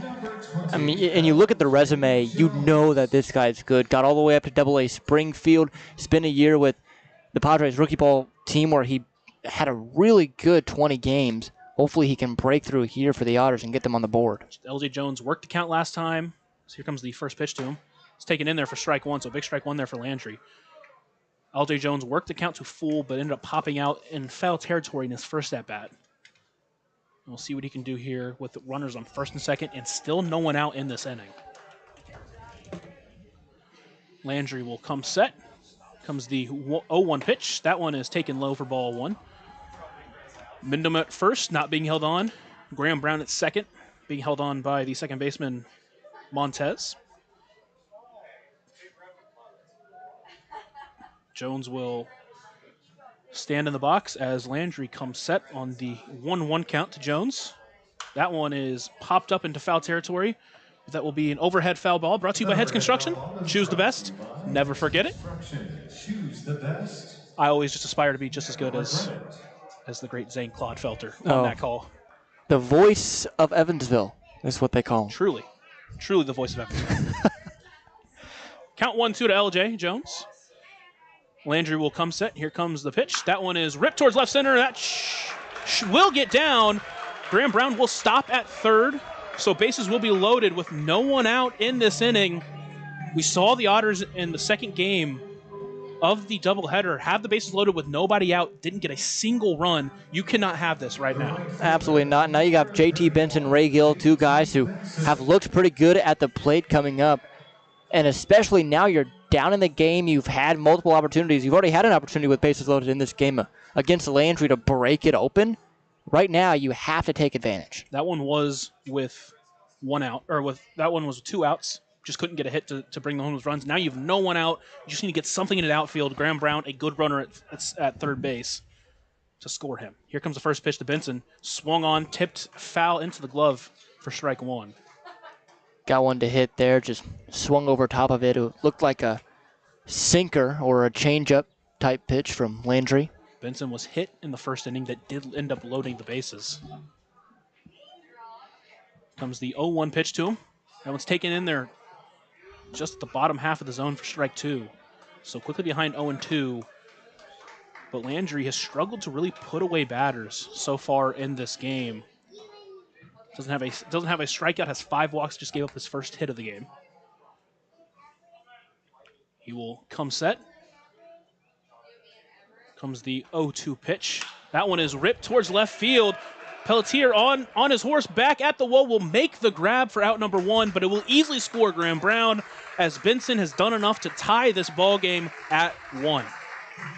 Boy, and he just missed that, didn't he? I mean, he gets that one a little bit higher in the air. It's out of here. It's 375, about that to the wall out there. 351 is how far he hit that. So, I mean, he just was barely on top of it, had a little more top spin than back spin, which helped it sink down into the glove of Pelletier, but really good swing nonetheless. And that will bring up Ray Gill to the plate with runners on first and second and 1 away. Really, Benson was brought in as kind of a defensive guy, a speed guy, but he has hit the ball hard since he's been here. That was another moment where it is unfortunate that ends up and out, but it is very fortunate. Get a run on the board. We're tied. Looks like Landry will step off. His first step off there. And honestly, in a game like this, where with how your pitcher's pitching, 1 run on a sacrifice fly is huge.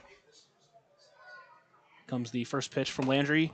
Pulled the string, got Gill in front for strike 1.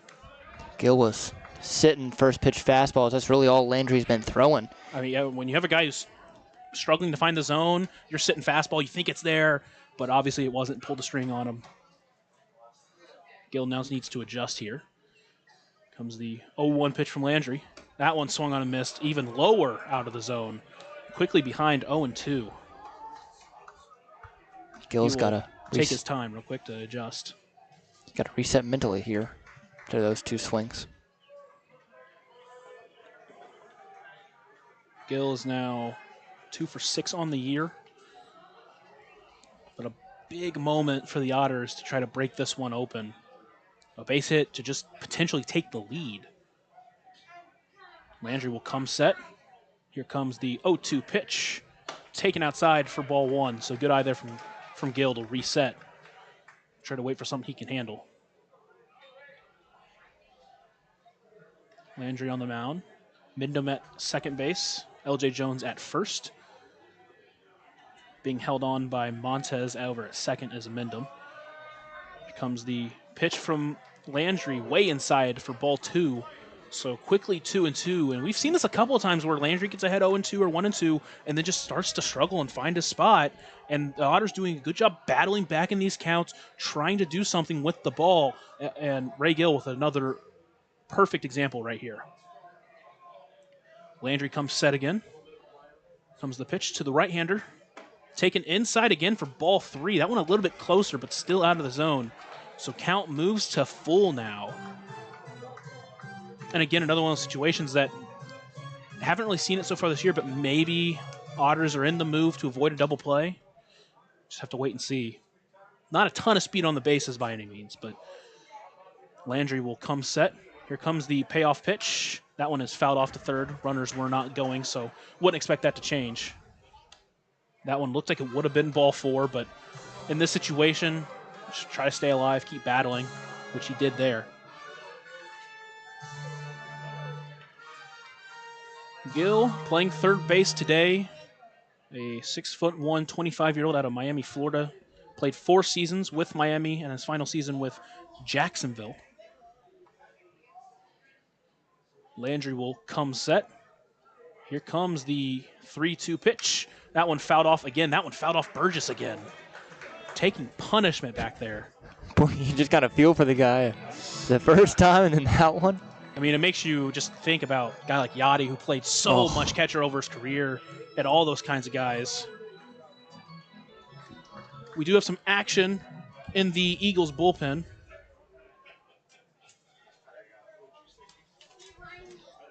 Cameron Kramer up and at him. Landry comes set once again on the 3-2 pitch. Taken inside for ball 4, so another walk gets the bases loaded again with only one away. Cafe and bar. Another sidewalk, cafe, and bar. We've had a lot of those today. Yeah, I mean, that's one way to put it. Gearhead really getting their money's worth in this one. And that will bring up the second baseman, J.J. Cruz.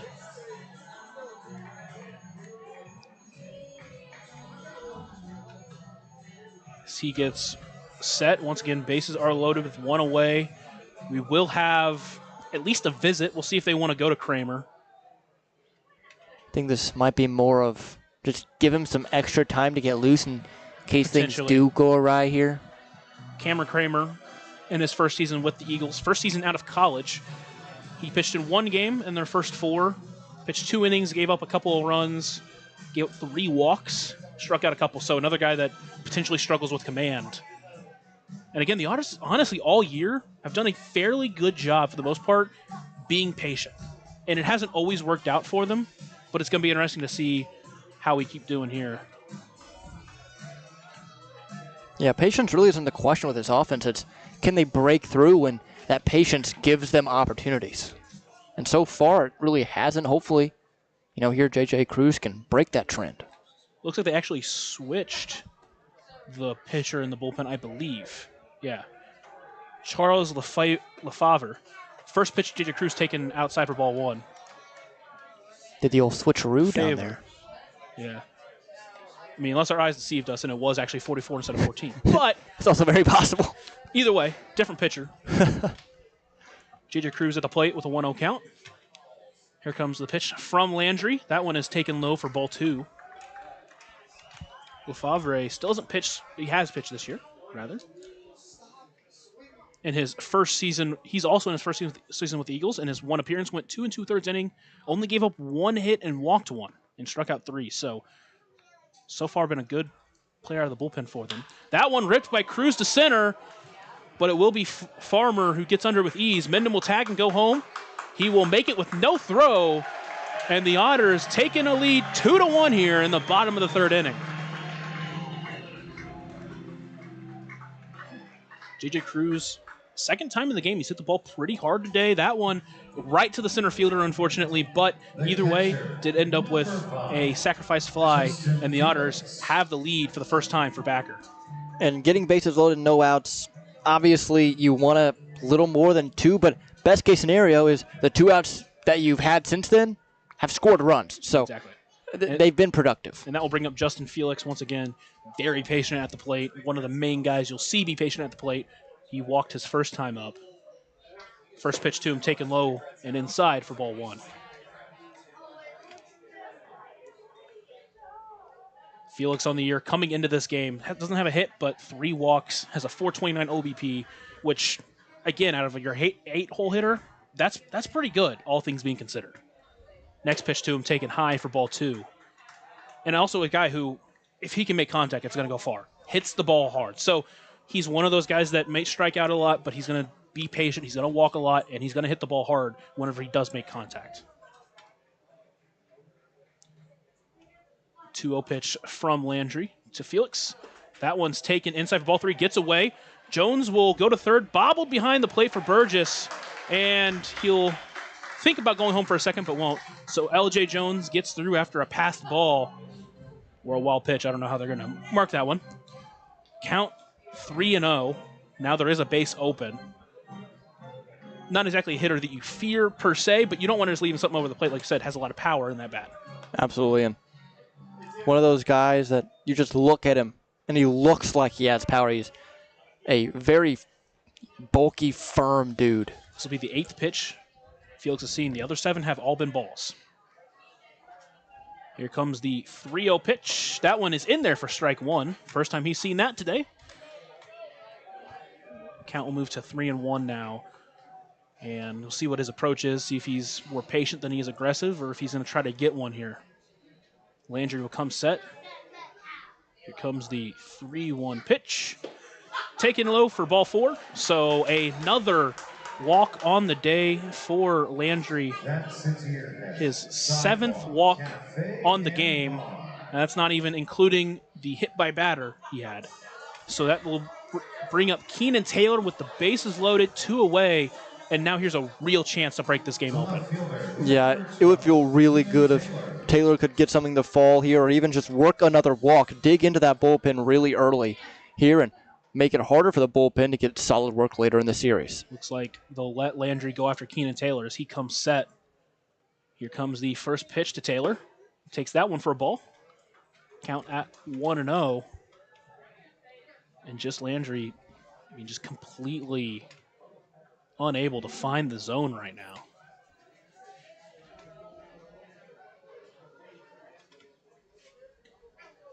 Landry comes set with the bases loaded. Here comes the 1-0 pitch. That one is ripped up the middle, but right to Montez.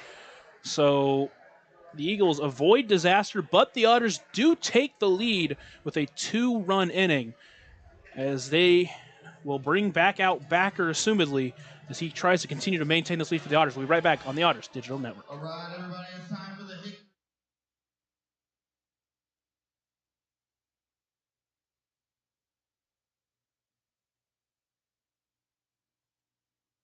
For the last 5 years, the Evansville African American Museum and the Evansville Otters have partnered together to offer tickets at no cost for the whole family for the Juneteenth Negro Leagues Baseball Tribute. All are invited to celebrate Juneteenth with us on June 19th for the annual Salute to the Negro Leagues game. Pre-game activities start at 4:30 with first pitch scheduled for 5:05. For information on these tickets, fans can stop by the Evansville African American Museum at 579 Sandra Matthews Way in Evansville or any local Evansville-Vanderburgh Public Library. Catalyst Church Food Pantry is honored to be the nonprofit partner of Friday, May 23rd's Otters game. Catalyst Church invites the community, but also the churches from the tri-state to come and unite as one game, as one church, around one cause. Catalyst Church invites each person to bring at least one, if not more, non-perishable food item for their food pantry to continue helping the Evansville community. A great night of baseball is planned, and post-game fireworks are just part of the fun. More information can be found on Catalyst Church Evansville's Facebook page. Hello, everyone, and welcome back to historic Bosse Field, 2-1 Evansville in front of Trois-Rivieres. I'm Real Angel, and alongside Lucas Macklin. And Lucas, those first 3 innings were good for Evansville, hopefully chasing Nathan Landry, but a little frustrating as well. Yeah, it's unfortunate because you had opportunities. So far in this game, already 7 batters left on base through just 3 innings. Those are runners that you really want to see score. It's kind of what we saw, at least in the first game with Gateway, where you had opportunities, you just didn't take advantage of it. And now you wonder, with the bullpen working over for the Eagles, if they bring in a bullpen pitcher and he's got it, how many opportunities are you going to have to really break this game open? Now, positive 33 out there on the mound. CJ Backer, he's been great after struggling a little bit in the first frame. Exactly. I mean, really, you kind of found it. He got that double play and then immediately switched it. Everything was working for him. These last couple innings have been elite. He set down 8 straight batters. This is exactly what we wanted to see from him, and he's gone not just above, but he's gone beyond. Omar Maragildo, where will bat here in this top of the 4th, has not recorded an official at-bat, did walk in the first inning, one of the 2 walks that was issued by Backer. Maragildo, a right-handed batter, .071 the batting average coming into today. Looks like we're having conversation. Now we're getting ready to go. I think he was just waiting for the pitch clock. I could be wrong. No idea. Right-hander Backer sets, looks in, and rocks back and forth, fires the first pitch. Inside, high and tight. 1-0. We really saw those last 2 innings, did a great job getting ahead. So working from behind now. The 1-0 pitch, bounced it. 2 balls, no strikes. Breaker has worked most of the time for backer denied. That one at 79 miles an hour.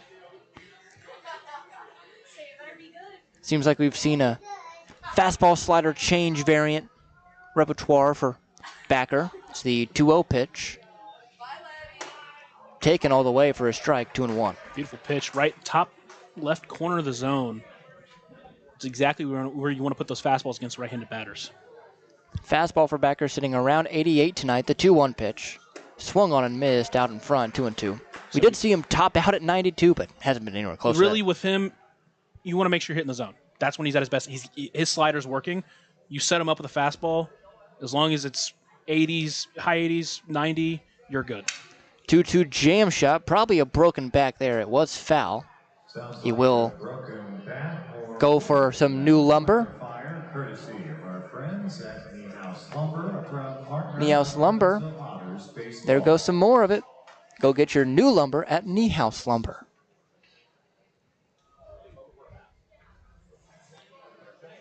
Two balls, 2 strikes the count. Nobody gone. Top 4, 2-1 Evansville. Backer looks into Felix, delivers the 2-2. Up and in. Sounded like it got him, and it did. Marigildo will begin this inning on first via the hit by pitch. Looked like he just wanted to go up and in, set him up potentially for a slider away, but went a little bit too far in. Marigildo, a little bit up on the plate there, so ended up getting him, and that's an unfortunate way to give up that first runner on base. Brings up Juan Carlos Negrete, 1-for-1 RBI single back in the first. Mentioned this guy's a lot of power in his bat, and that's exactly what we saw with that first at bat, which it was a jam shot, but still got it above the shortstop's head. Takes ball 1 down and away on a breaker. You wonder how much longer Backer's going to go here. We mentioned his final season with Purdue didn't start any games. Since his injury, wasn't really a starter. So it's going to be interesting to see how long Coach McCauley lets him go. The 1-0 pitch. Bullseye, 1-1. We saw with Beamer, in the second game of doubleheader, he was pouring in strikes. He was everything you wanted. Then one inning, it started to get away from him. So we'll see how that kind of approach works tonight. As of yet, no action in the Otters bullpen. 1-1 offering. Swung on and missed out in front of the breaker, 1-2. But when you're getting people to swing at off-speed pitches like that, you're not coming out anytime soon. Yeah, that was filthy. Double play depth for the infield, straight up on the outfield. 1 ball, 2 strikes the count. No outs, top 4, runner on first. The pitch. In the dirt. Try to get him to swing and miss at the same pitch. Not offering, though, was Negrete. 2 balls, 2 strikes, no outs, 2-1 Otters. On first stands Marigildo, got there via the hit by pitch. Backer looks at him, now sets. Out of the stretch, he'll deliver. Swung on, popped him up. Third base side, but well foul. Over the head. Know what that means. Overhead foul ball, brought to you by Heads Construction. Choose the best, never regret it. Choose the best, never regret it. Marigildo over at first, not a stolen base threat over his entire career. Only 20 attempts in about 10 seasons of playing baseball. Pickoff throw, not nearly in time. Still want to keep him honest just in case. Although he does have 1 attempt so far this year. And, so we'll see. Maybe it's a new age for Marigildo. Did take a small hippity hop over there. It's the 2-2 pitch. Swung on laser. Left center field. Back on it. Taylor and Brown converging, and this is going to be off the wall. Taylor picks it up. They're going to hold Marigildo at third. It's a stand-up double for Negrete. Ball was absolutely lasered into left center. A ball that was below the zone, but with a guy like Negret's history with that kind of power, he was able to get under it, put it into left center field, and now all of a sudden runners on second and third, no one away. A big opportunity here for the Eagles. Brings up David Vinsky, DH. He's a big power guy as well. He uses the torpedo bat. See that a lot with the Yankees. They kind of made it a a thing at the beginning of this year. If you haven't heard of the torpedo bat at this point, I think you live under a rock. Felt like it was a big phenomenon for a while, then it kind of went away. I'm not the smartest guy. I'm not sure the science behind it, but anything to try to get yourself an edge. See, first pitch to Vinsky. Swung on, line drive left center field. Slicing, it's going to get down into the gap. That's going to score one easily. They're going to send home the second in Negret. He'll score as well. It's a 2 RBI single, and now all of a sudden Trois-Rivieres with the lead, 3-2. It is a fast turn of events. We talked about it with what we saw from Beamer in the last game against Gateway, and now we're seeing it here. I will say, though, great job by Graham Brown to cut it off, get the ball in, keep Vinsky at first, keep that runner out of scoring position to help out your pitcher as much as possible. Is a little bit of action in the Otters' pen.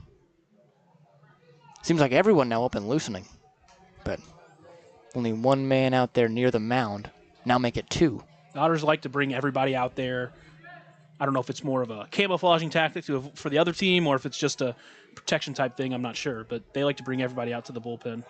Burgess takes a strike. Throw down from Felix is in time. They got Vinsky trying to catch the Otters sleeping. Justin Felix, his first caught stealing of the season. Huge out, number 1 for Backer. Try to just settle back down, at least get through this inning. Again, your stuff's been working. Just try to get back to it, and we'll see kind of how the rest of this inning goes. Now the 0-1 to Burgess from Backer. Check swing. Did he go around? He did. 0-2. This is more where you want to see these batters at. Looks like maybe they got a little bit more confident, being like, he's going to try to get us strikes early. Let's swing early. So trying to mix it up here a little bit more for Backer. Burgess 0 for 1 thus far. Struck out swinging in the second. Awaits the 0-2 here. Swung on, jam shot up the middle. Bounce off the mound, right to Camo. Throw to first, crosses body in time, out number 2. Gotta say, Camo has looked really good out at shortstop today. Did a great job turning the first double play. Had a play in the third inning, I believe, where he had to go down and get it and was able to make the play. And then that one, moving to his left. A tough throw across your body for a right-handed guy. Did a great job there, and a huge out number 2.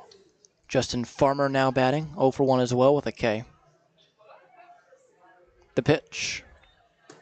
Taken for a strike. And when Camo can play that good of a shortstop, it makes it a little easier to fill out the lineup if you're Andy McCauley. Exactly. It's a guy you want to have in the lineup, and if he can play, some really, really good defense too, that's also huge. Especially when you have a guy like George Khalil on the bench, who is one of the better defensive shortstops all around in the Frontier League. It's the 0-1 here from Backer to Farmer.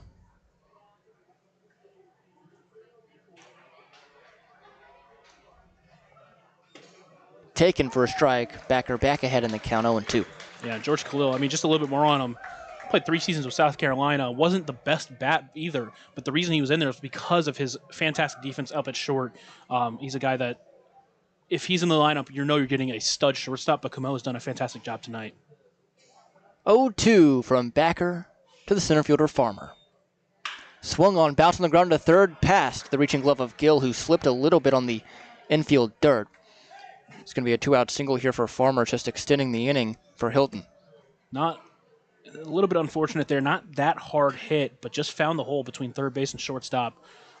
And we said this before, sometimes it's better to be lucky than good. That's another one of those situations where it wasn't hit like softly by any means, but it wasn't hit hard enough to be a traditional base hit. Just, at least it wasn't exactly what you would think typically. The scorching hot Brandon Hilton up to the plate. First pitch he sees is taken at the knees for a strike. 0-1. Beautiful placement there from Farmer, or from Backer, rather. Again, it's one of those things where this inning has been looking first pitch. You put it right in the corner, it's tough for someone to swing. Backer out of the stretch, the 0-1. Never mind, pitch made to first. Not in time, though, Farmer back.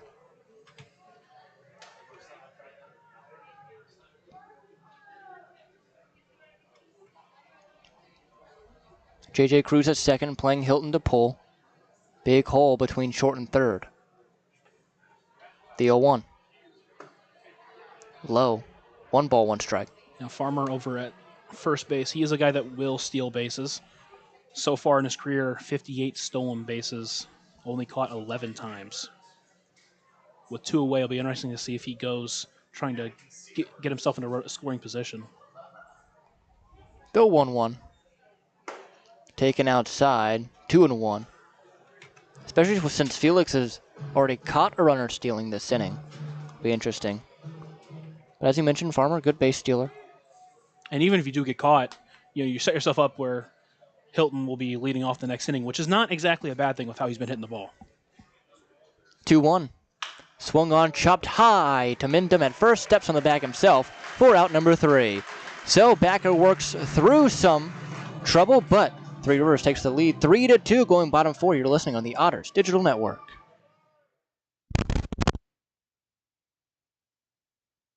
Right now in Vanderburgh County, over 800 children are in the child welfare system waiting for someone to be their voice, and you could be that voice by becoming a court-appointed special advocate, a CASA volunteer. Donating just a few hours a month of your time can change a child's life forever.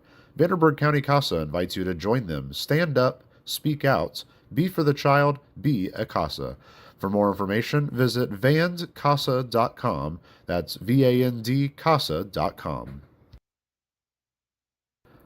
Ballet Indiana is made up of local ballet professionals, dedicated parents, and community members in order to provide unique and life-enriching experiences for hundreds of young dancers, while carrying out their mission to inspire a lifelong appreciation for dance for both our dancers and the Evansville community. More information on Ballet Indiana and information about their upcoming performances is available at balletindiana.org. Back here at Bossy Field, a reminder that the Home Team Network is the exclusive home of every Frontier League game this year. Check out Home Team Network to sign up today and get a front row seat to every Otters game this season. I'm Riley Angel alongside Lucas Macklin here with you. 3-2, Trois-Rivieres in front of Evansville after a 2-run top of the 4th. But Evansville looking to pounce on a new pitcher here for the Eagles, number 44, Charles Lefebvre. Yeah, he has only pitched in 1 game so far this year. It's his first season outside of college baseball, but he went 2 2/3 innings, only gave up 1 hit, struck out 3. So this is a guy that, at least so far, has been really good out of the bullpen. We'll see kind of how he does so far against this Otters offense that has been doing a good job being patient, getting on base, but still haven't really done a good job getting that kill shot that we would really want to see. LaFive will face Ale Camo, who is 0 for 1 with a walk and a flyout. The pitch. Taken top of the zone for a strike at 89 miles an hour.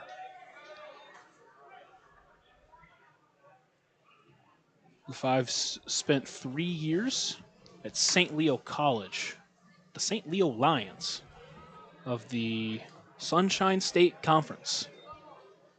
Second pitch fouled off 0-2. I wouldn't mind being in the Sunshine State right now. It would be very nice. Fortunately, we avoided the rain tonight, but yes, man, it's been in and out. The 0-2, high, 1-2. It's always just something about May here in this part of the country with baseball. You never know. Yeah. I mean, at least we're not in the parts of the country where you can potentially get snow early parts of the season. That is true. The 1-2 pitch. Swung on and missed. Strike 3. Ale Camo goes down swinging. Great job pulling the string there on Camo. I'll say, though, Miguel Cabrera hitting that home run in the snow.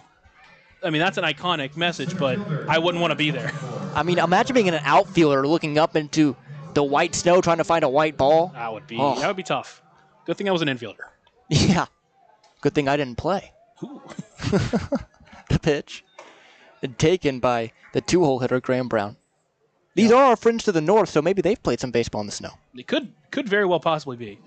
I was say the Frontier League starting beginning of May maybe shuts that down a little bit, but if they were playing in April. 2-0 now. 91 as the velo has gotten a little higher as the outing has come on. The 5 looking to settle down a outing as the 2-0 pitch swung on, chopped on the ground to short, fielded by Smyber, throw to first in time, 2 gone. Already a couple of quick outs here for Levive. This is exactly what you wanted to see from the Eagles. If you're the Eagles, if you can get a quick inning, get those bats back up, is always huge for an offense's momentum. Brings up David Mindom. Has walked twice. He's the hottest hitter on this Otters team. It's like 5 walks, 4 hits. A fantastic job. Came into this game with a 583 OBP. Obviously, that's just gone up. Oh, yeah. Pitch to him. Wide. 1-0. And now if you're LaFive, question is, I mean, I know LJ Jones already has a hit. But with 2 quick outs, do you even really give Mindom something to hit? I would. 1-0 pitch. Look. Strike. 1-1. Again, Mindom's not a guy who's going to hit a ton of home runs. That pitch right there didn't look like a strike, but was given it anyways. Not a guy who hits a ton of home runs. You're not really LJ Jones though. He's a guy with a lot of power in that bat, so I would be going after him if I can. Line drive just past the diving glove of Montez. He dove towards first base, but just out of the reach. David Mindom, his first hit of the night. That extends his hitting streak now to 4 to begin the season. I'd like to go back to the end of last season, see where it's at even past that. But he's a guy, man. You're almost guaranteed to see him on base at least once per game, and that when you have that in an offense, so important. And he's obviously a hit, 2 walks in this game. He has been on fire to start the year, and it's gonna be fun to watch him this entire season.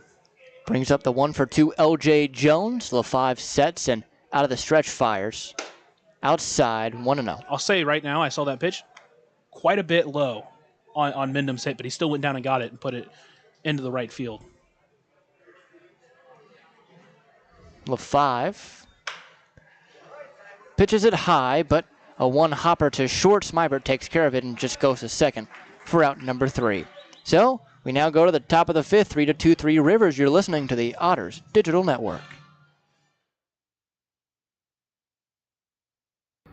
Maintaining our independence becomes more and more vital as we age. Swerka and More can help you navigate this important journey by answering your questions and connecting you to free and unbiased community resources and support services. If you are seeking advice for yourself or a loved one, let Swerka be your first call. More information available at swerka.org or by calling 812-464-7800. Originally opening in 2004, Jacobs Village has been a home for adults with disabilities, giving these great residents a wonderful opportunity to live life just like you and me. Jacobs Village mission is to continue building a safe, walkable neighborhood community where people with disabilities and older adults can find meaningful relationships, affordable and accessible housing, and activities to keep their bodies and minds engaged. We can't wait to have Jacobs Village at the ballpark on July 3rd for our annual Red, White, and Blue Night. More information on this great community partner is available at jacobsvillage.org. It's back at Buffalo Wild Wings. All you can eat wings and fries Monday through Thursday, now including traditional wings. That's right. All the wings and fries you can eat with your favorite sauce, just $19.99 for boneless and $24.99 for traditional wings. So get all the heavy hitters together and head to Buffalo Wild Wings Mondays through Thursdays for a limited time. Dine in only. Visit either Evansville location, 5405 Pearl Drive, and 715 North Green River Road for details. I gotta say, that read always hurts me because I love me some wings. Oh, man. I mean, You a boneless or standard type guy? it depends on if I want to get my fingers dirty. I used to always be boneless because I didn't like to get my hands dirty, but man, once I started going traditional, could never go back. I just find it tastes so much better. Now, real question. Go-to sauce. I'm a garlic parm guy. Okay. Asian zing, really good as well. I'm just a classic old buffalo sauce. That's a good pick too. I like that pick every once in a while, but I can never stick with it. John Montez to lead off, takes outside, ball 1. CJ Backer in the middle of a pretty good performance. Struggled a little bit in the 4th, but overall has been pretty good. Yeah, and it looks like McCauley's going to leave him out there to see what he can do. And again, I like this idea. Swung on and missed, 1-1. Because you really want, if you can get a guy who's able to go 6-7 innings throughout the entire year, that's going to be huge, not just for your rotation, but your bullpen as well. So let him stay out there and see what he can do. I like this from McCauley. Montez awaits the 1-1. Taken. 2-1. And the thing is, we thought, at least at the beginning of the year, if you hold the opposing team to like 3-4 runs, this is an offense that should be able to surpass that. We haven't really seen that this year, but I think as time goes on, hopefully we start to get more and more into that. 2 balls, 1 strike, no outs, the pitch. Inside, 3-1. Another one that was just close, but just inside. This Evansville team has yet to lose a game to Trois-Rivieres, Three Rivers, whatever you want to call them, here at Bossy Field. 3 balls, 1 strike, the pitch. Swung on, high pop-up, but way foul to the right side and into the parking lot. I'll tell you what, when I was looking up Three Rivers today, go to their website, boy was I surprised to find their website in full French. Yeah, that's it's tough for people, for a couple of good old American Midwest players to read. I mean, you get deep into French Canada as the payoff pitch from C.J. Backer to John Montez. Taken outside, ball 4, leadoff walk. I'll say my school didn't offer French. I don't know about yours. My school offered German, and they offered Spanish, but not French. See, we offered French, but I opted for Spanish. The only reason is because every Wednesday, the teacher would cook us a Colombian breakfast. And boy, oh boy, did I love Wednesdays. Man, I wish we had your Spanish teachers. I went German because apparently our Spanish teachers weren't very good. Oh. But I won't say where. Yeah, don't name the institution as Smyber takes strike 1. No Very balls, real 1 possibility strike. they might still be there, so. I tried learning both German and Spanish at different times. Learned I'm not very good at learning new languages. Let me just say that.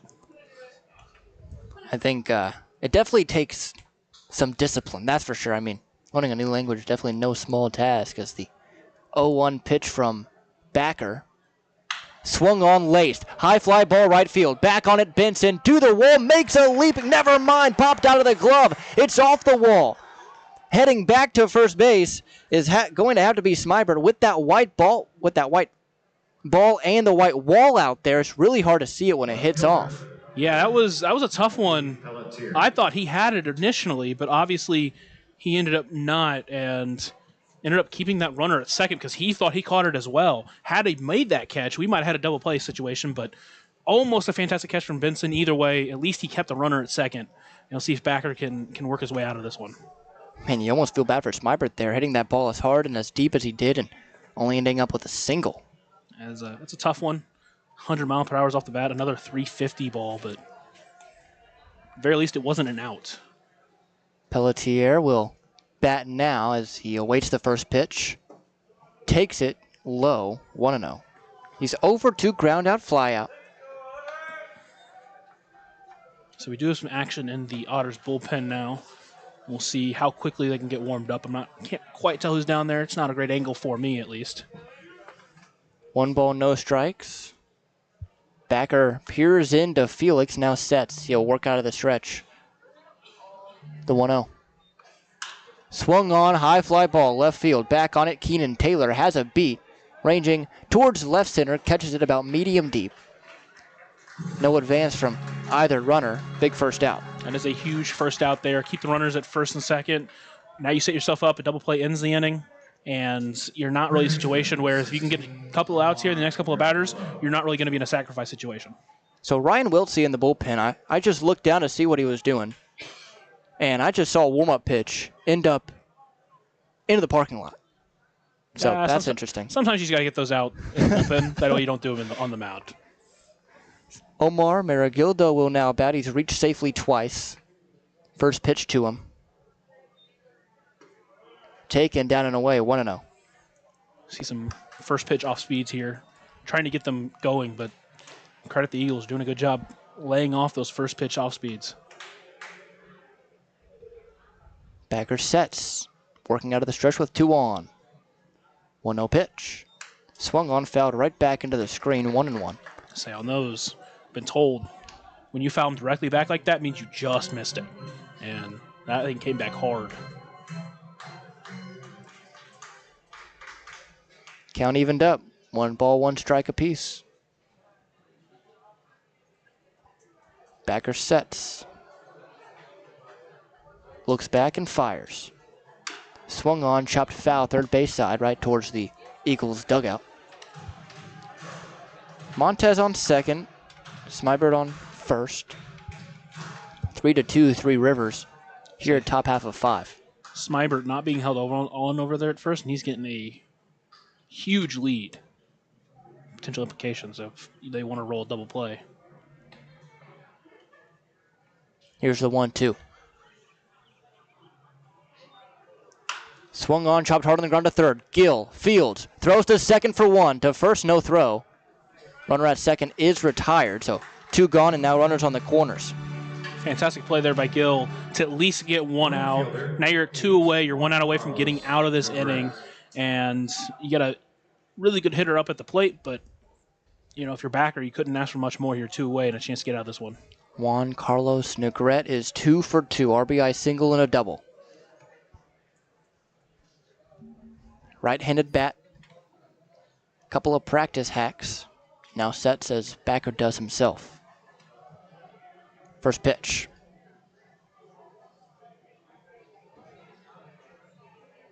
Swung on and missed, way out in front of that slider. He was sitting on a first pitch to hit. And I'll say, pulled the string on him big time there, and a huge first strike. On third stands Montez. First is Marigildo. Wiltsey still working in the pen for Evansville. No action for the Eagles.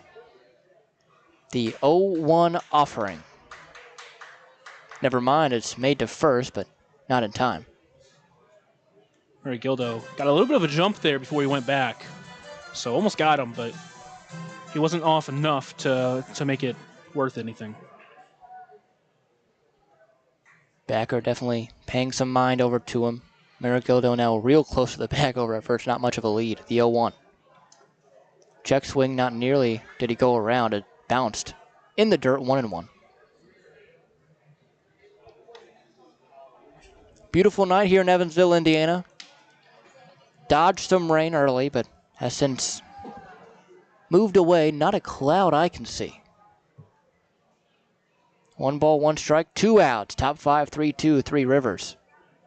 Backer needs to get out of this one. The 1-1 pitch.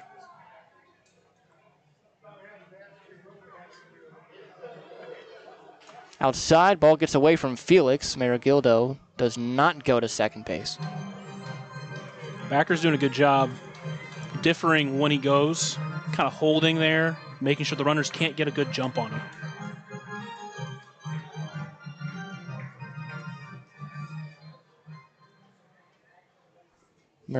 Marigildo, not a huge lead over there at first when he gets off. Backer sets in the 2-1 delivery. Inside, 3-1. Question is now, how long is the leash on Backer, especially if he walks this guy and loads the bases? With Wiltsey having thrown for a while over there. You got to think you don't want to let this game get out of hand, so if we do see a walk, potentially could go to the pen. 3-1, strike on the inner half. Beautiful pitch there on the inside corner of the plate. But we will have runner in first get a head start on this next pitch. We have a payoff incoming. Negrete sets in the right-handed box. Backer looks into Felix. Shakes once. Shakes twice. Now agrees. He sets in the 3-2. Swung on Lace, right field. Back on it, Benson to the wall. No doubt about it. Way up and out of here. Negrete, a 3-run shot, 6-2, Eagles. Talked about his power all game. He's shown it all game. Third hit, 4th RBI. We talked about the Otters having a chance to break it open. They didn't, but now the Eagles have taken full advantage. So C.J. Backer gives up his first professional home run, and Negrete hits his second of the season. And here comes manager Andy McCauley to relieve Backer of his duties tonight. I mean, I'll say, before we head to break, that overall it was a good performance. Similar to John Beamer, where, for most of the game, you saw some really, really good stuff. Those are obviously Backer, we saw a lot in college, came out of the bullpen. Be interesting to see what his future is with this team. With Beamer, it's a guy that was typically out of the bullpen, was pushing to start. So I still think overall we saw some good stuff. An ovation here we're getting from the crowd as he walks off because they know pitched a really good game. Obviously down late, it didn't work out as well, but still a lot of good stuff. Hopefully the future, you're still getting that. So we'll see Ryan Wiltsey on the bump when we come back. You're listening to the Otters Digital Network.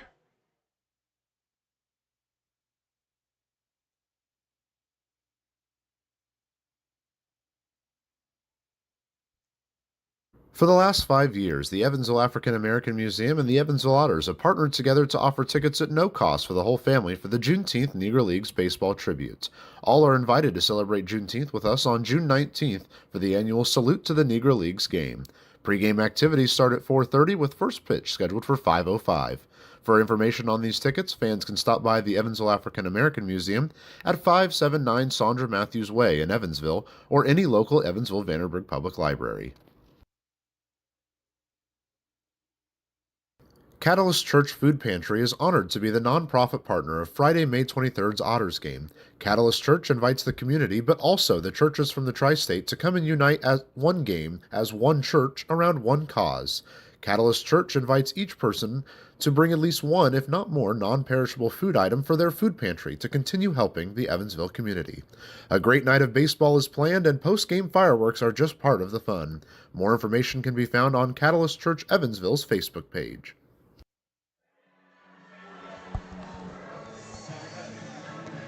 Tonight's pitcher-catcher battery is Ryan Wiltsey and Justin Felix. This pitcher-catcher battery is sponsored by the Answer Auto Repair East. Find your battery needs at the Answer Auto Repair East, located at 2319 North Green River Road, or call at 812-475-9000. So Ryan Wiltsey in to relieve C.J. Backer, who finishes with 4 2/3, 6 earned runs, 5 hits allowed, and 4 walks. Did strike out 3, but Ryan Wiltsey had a decent performance his first time out. He will face the ever-dangerous David Vinsky. First pitch to him. Swung on, chopped hard on the ground. Left side, just past the glove of Camo. It's a single for David Vinsky on the first pitch that Wiltsey throws. Not exactly what you want to see there, but hopefully, again, just try to get into this game. Just need one out. Get that out. Go to the bench and reset yourself. Now Chris Burgess to bat. Burgess, right-handed hitter. Today is 0 for 2 strikeout and grounded out. First pitch to him. Swung on, chopped foul, third base side. Wiltsey, in his first appearance of the year, did give up a run in an inning. Gave up 2 hits as well. Did not strike out a batter. No balls, 1 strike, 2 outs. Runner on first base. 3 already across here in the 5th for Trois-Rivieres. The pitch. Binder fouled back over the head, 0-2. We'll see a guy with good college career, 3 seasons with St. Mary's. In 2024, had 23 appearances, 4 of them being starts, and 51 1/3 innings pitched. Had a 2.6 ERA. Had 62 strikeouts with 20 walks. So a guy that limits the walks and clearly in college struck out a lot of batters, and we'll see what he can do here. The 0-2. High. 1-2. I mean, even with the Otters last year, he pitched 40 innings and only walked 15. So a guy, like I said, keeps the walks down, and hopefully he can do something big here out of the bullpen.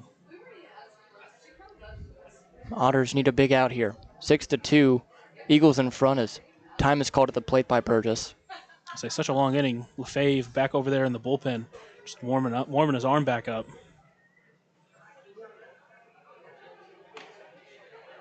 Here's the 1-2. Swung on and missed, strike 3. So down goes Burgess hacking, but a big inning for the Eagles. 3 runs come across, all on a big three-run blast from Juan Carlos Negrete. You're listening on the Otters Digital Network.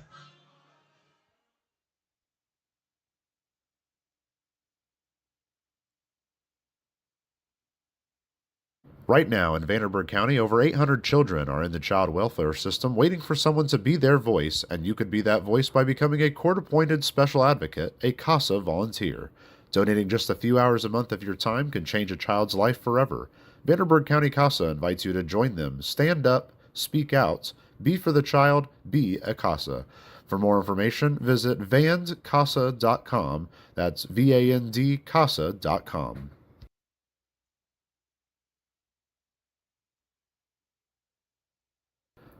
Ballet Indiana is made up of local ballet professionals, dedicated parents, and community members in order to provide unique and life-enriching experiences for hundreds of young dancers, while carrying out their mission to inspire a lifelong appreciation for dance for both our dancers and the Evansville community. More information on Ballet Indiana and information about their upcoming performances is available at balletindiana.org.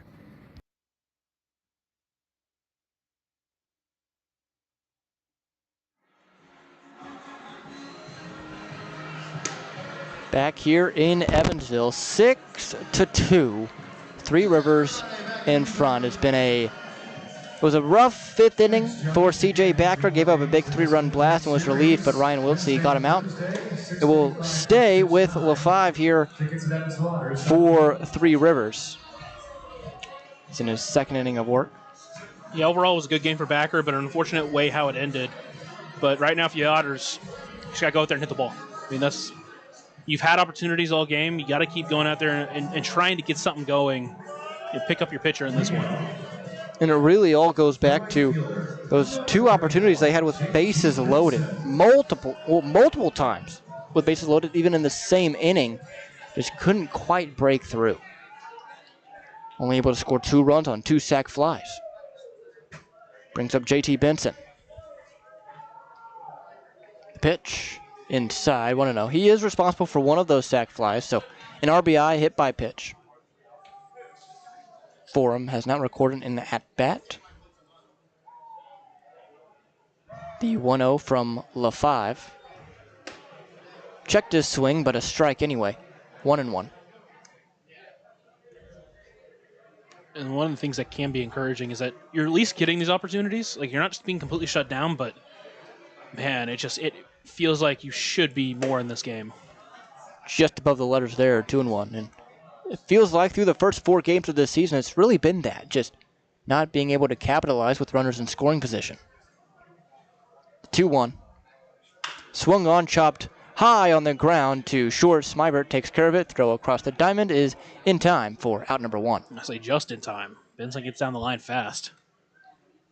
Yeah, definitely got to get rid of it quickly when he's in the box. Brings up Ray Gill, 0 for 1. Gill, one of the guys, looked really good in the preseason. Some of those exhibition games in camp. See if it translates to the regular season. First pitch to him. High, 1-0. Last inning, LaFive was sitting around, 90, 91. That one at 89 miles per hour on the fastball, the 1-0 pitch. Also at 89, that time for a strike though, 1-1.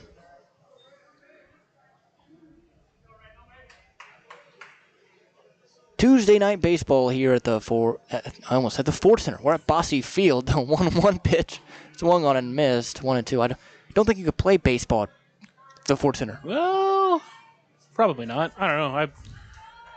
It would take a lot of work. Yeah, that's for sure. No rainouts though. That's true. That is very true. 1-2. Low, 2-2.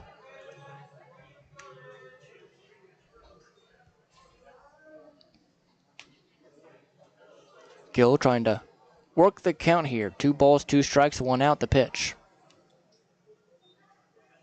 Swung on, hard hit.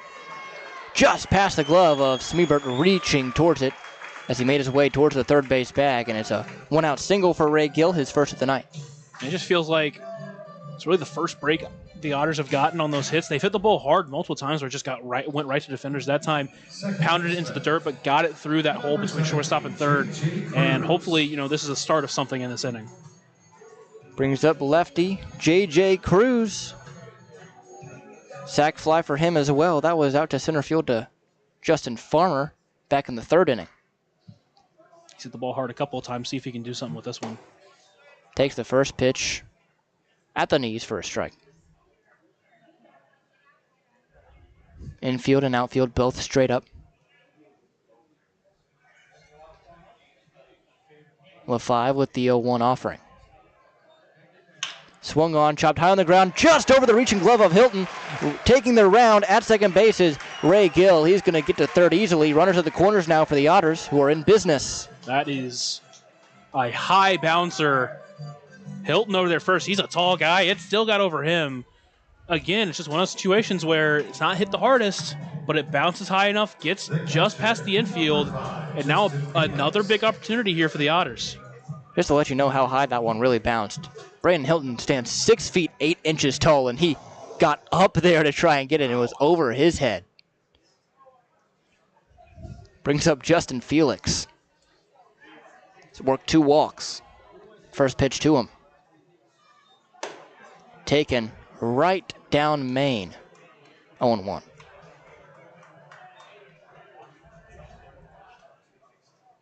No balls, 1 strike, 1 out.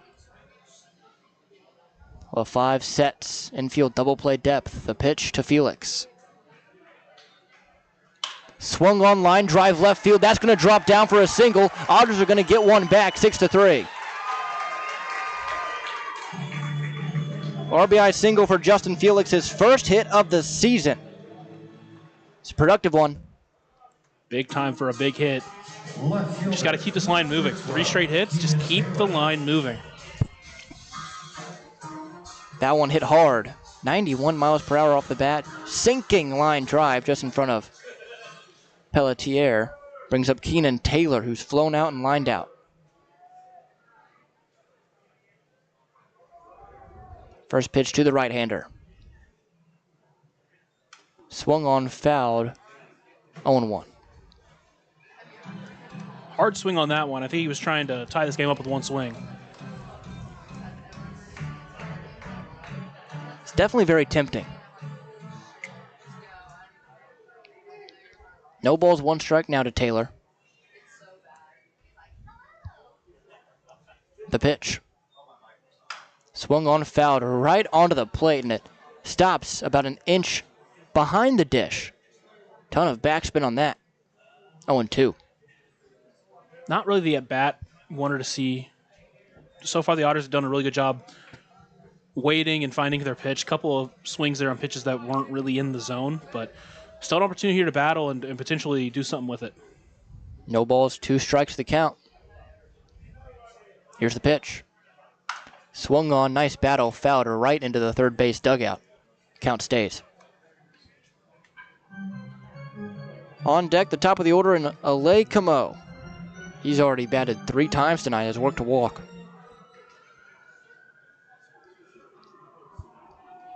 6-3, Eagles, bottom 5. Otters trying to get a few back. The pitch. Just low. 1-2. So the catcher back there, Burgess, made it look lower than it was, but it's kind of a moment where you want to help out your pitcher. And, you know, who knows where he wanted it and where he was ready for, but either way. 1-2 the count. Here it is. Swung on, line drive, left field, foul. Ricochets off the seats right back into play, but bullpen catcher over to get it quickly. Count 1 ball, 2 strikes, 1 gone. At first is Felix, at second is Cruz. The pitch. Swung on, popped him up. Right side, over towards it, Hilton and Burgess, but gets down just out of their reach. A lot of foul territory here at Bosse Field.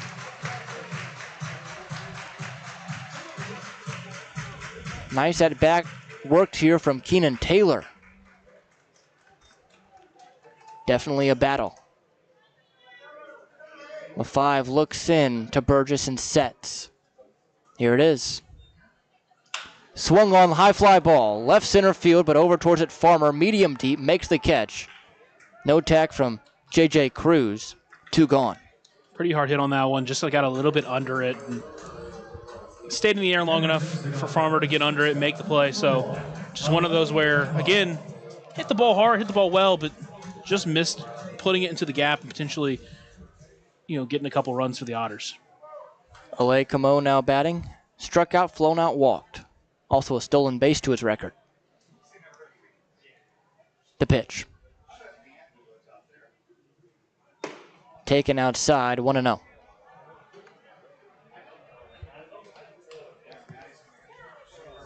Camo, nice approach at the plate.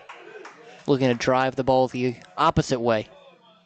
Pretty much hit it where it's pitched, the 1-0 pitch. Down and away, 2-0. Say with the shortstop holding the runner on over at second, there is a really big hole between shortstop and third base. You just poke it through there, and, it's going to get through. 2-0 to the left-hander. Swung on, fouled back, 2-1. Hefty swing on that one. That overhead foul ball is brought to you by Heads Construction. Choose the best, never regret it. Right, Maddie? Camo with really good bat-to-ball skills. That's why he's the spot in the order he's in. 2-1 pitch to him. Up and away, 3-1. Great at bat from Camo here. Way to work it. These have been some pitches that haven't been that far off the plate, but he's doing a good job laying off. Graham Brown looms on deck. 3-1, the offering. Swung on, fouled back. 3-2. That one was one that would have been ball 4. But he really wanted to do something with it, you could tell. Payoff incoming. 2 gone. 2 runners on. 3-run deficit for Evansville. The pitch. Down low, ball 4. So the Otters with another opportunity with bases loaded, and it brings up Graham Brown. You really have to do something here. Obviously, you're already down by 3. We talked about this earlier. How many more opportunities you're going to get like this?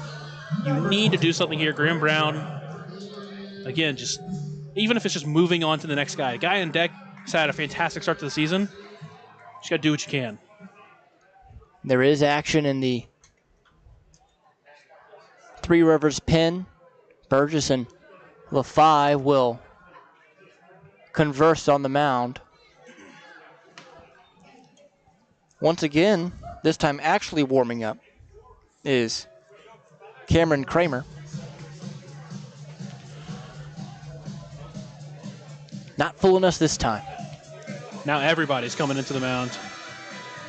And just as soon as the infield gets to the mound, the meeting breaks.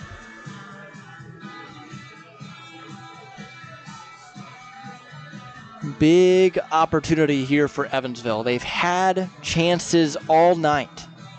They trail by 3. Bases juiced for their 2-hole hitter, Graham Brown, who has struggled so far. He's 0 for 2 with a walk. Grounded out and popped out. First pitch to him.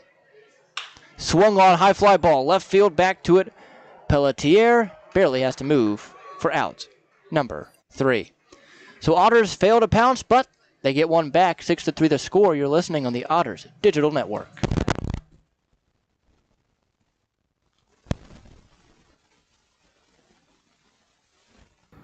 Maintaining our independence becomes more and more vital as we age. Swerka and More can help you navigate this important journey by answering your questions and connecting you to free and unbiased community resources and support services. If you are seeking advice for yourself or a loved one, let Swerka be your first call. More information available at swerka.org or by calling 812-464-7800. Originally opening in 2004, Jacobs Village has been a home for adults with disabilities, giving these great residents a wonderful opportunity to live life just like you and me. Jacobs Village mission is to continue building a safe, walkable neighborhood community where people with disabilities and older adults can find meaningful relationships, affordable and accessible housing, and activities to keep their bodies and minds engaged. We can't wait to have Jacobs Village at the ballpark on July 3rd for our annual Red, White, and Blue Night. More information on this great community partner is available at jacobsvillage.org.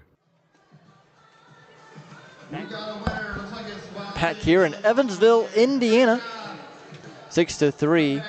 Trois-Rivieres is in front of Evansville thanks to a big 3-run blast from Juan Carlos Negrete. Top 6, Ryan Wiltsey still on the bump for the Otters after coming in and striking out to get the final out, Chris Burgess in the 5th inning. Thanks, Josh, for 35 years. The Hoosier Lottery is Tough outing so far offensively for Evansville. They have left the bases loaded to end the inning 3 times already here tonight. Yeah, it's just unfortunate. I mean, you've had opportunities, you haven't gotten that big hit like the Eagles got in the last inning. So, but again, the only thing you can do is put that behind you, look forward, and you still got 4 innings left to play with. You got to go out there and get a win. Brings up Justin Farmer, 1 for 2, the pitch. Swung on, fouled right back, 0-1. Farmer, good range out in center. Struck out looking back in the 2nd, singled in the 4th as the 0-1 offering from Wiltsey is taken for a strike, 0-2. Wiltsey, good stuff out of the bullpen. We saw it with that strikeout of Burgess in the 5th. It's the 0-2 pitch. High, 1-2. Say that last pitch before this one, 73 miles per hour. This one, 88, is a great differential in your miles per hour. Wiltsey looks into Felix. Now fires out of the stretch. Swung on out in front a little bit, popped up foul. Count stays.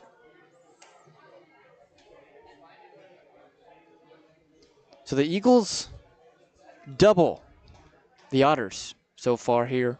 The top of the 6th, 6-3 the score. The 1-2. High, 2-2. Again, like you said, Lucas, the difference, just that one big hit. Evansville yet to find it. 2-2 offering now from Wiltsey as he shakes and now agrees.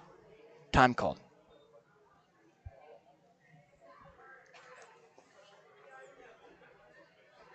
Infield and outfield playing Farmer straight up. The 2-2. Bender just high, 3-2. A couple of those now that have been too high. You'd like to see him finish a little bit better, bring him down. A payoff to begin the 6th. The pitch. Swung on and missed, strike 3. 2 straight Ks for Wiltsey. That's a Sherman American Bank strikeout. I'll say right there, you know, it only says 89 in the miles per hour, but when you hit that last pitch at 73, this one at 89, I mean, it looks like it's a lot faster, so able to blow it right by him on that one. Here comes Brandon Hilton. He's been kept in check today. 0 for 2. Fly out, ground out. First pitch to the lefty in Hilton. Is swung on, base hit center field. I shouldn't have said anything. Hilton with a 1-out rocket of a single up the middle, 103 off the bat. He was sitting first pitch of fastball, that's for sure. Second baseman, 10, John Montez.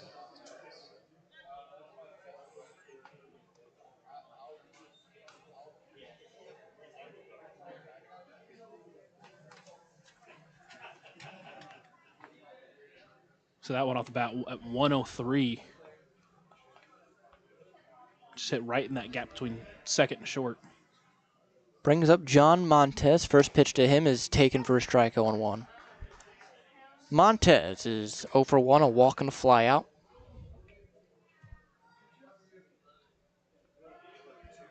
Hilton, small lead over at first, nothing crazy.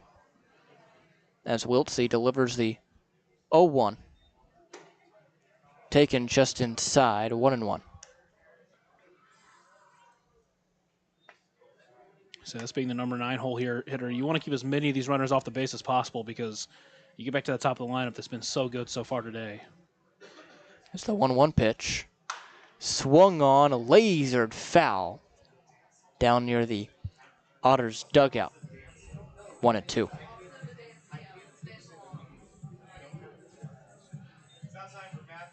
Great week of baseball coming up tonight. Teachers Appreciation Night. Tomorrow, Mother's Appreciation Night. as the 1-2 offering to John Montez. Swung on, soft liner, but right at Cruz, who plays it on a hop, goes to first for the double play. How about that to end the inning? Heads up play from J.J. Cruz. We go to the bottom half of 6-3, Three Rivers on the Otters Digital Network.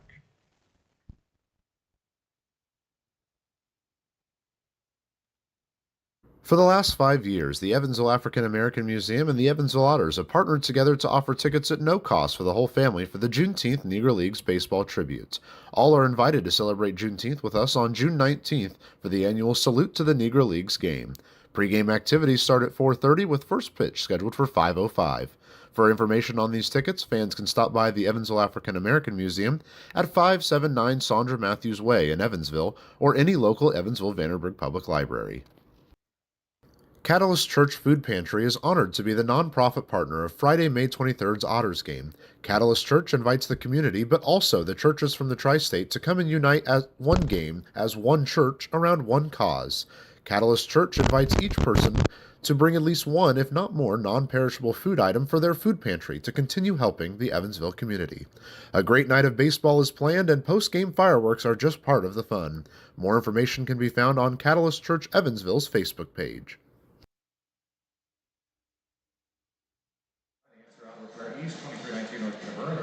Cameron Kramer to come in and pitch for Three Rivers. He relieves Charles LaFive, who pitched 2 innings, gave up 4 hits, 1 run, 1 walk, 1 strikeout.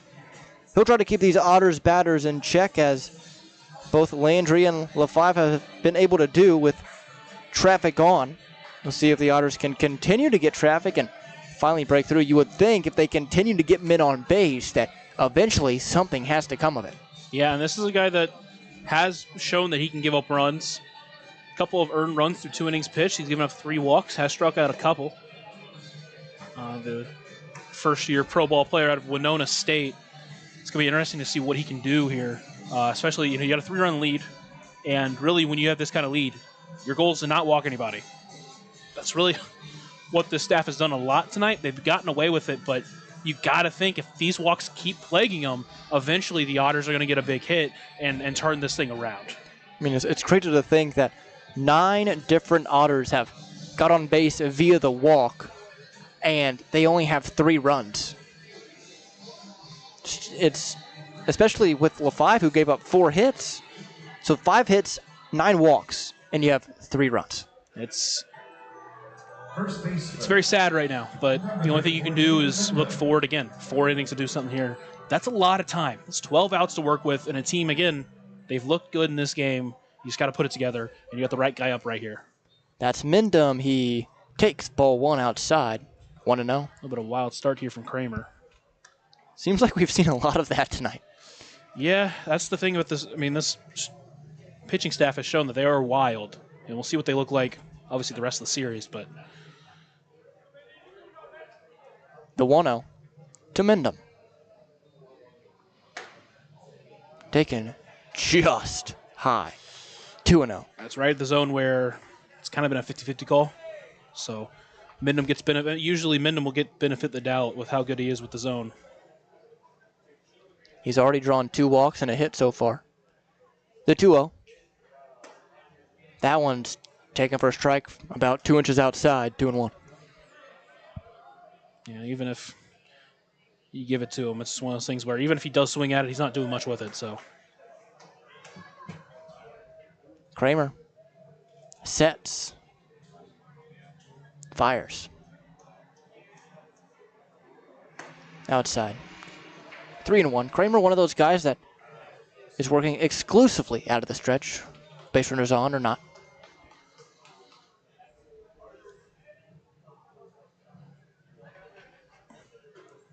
The right-hander looks into Burgess and fires to David Mendham on the 3-1. Swung on, popped up foul. That overhead foul ball brought to you by Heads Construction. Choose the best, never regret it. one of those where he wanted to take advantage of it just a little bit behind, ends up fouling it back. Kramer sitting about 90 miles an hour. Zero wind here at Bosse Field. And the flag just limp out in center. Here's the payoff. Called strike 3. Oh. Wow. Mendham was on his way to first. Doesn't say anything because just it's the type of character he has. So he'll take the walk back to first base on a pitch that was, about halfway up the shins. That's one where you hope you get the call, but unfortunately for him, what should have been his third walk of the game ends up as a strikeout looking.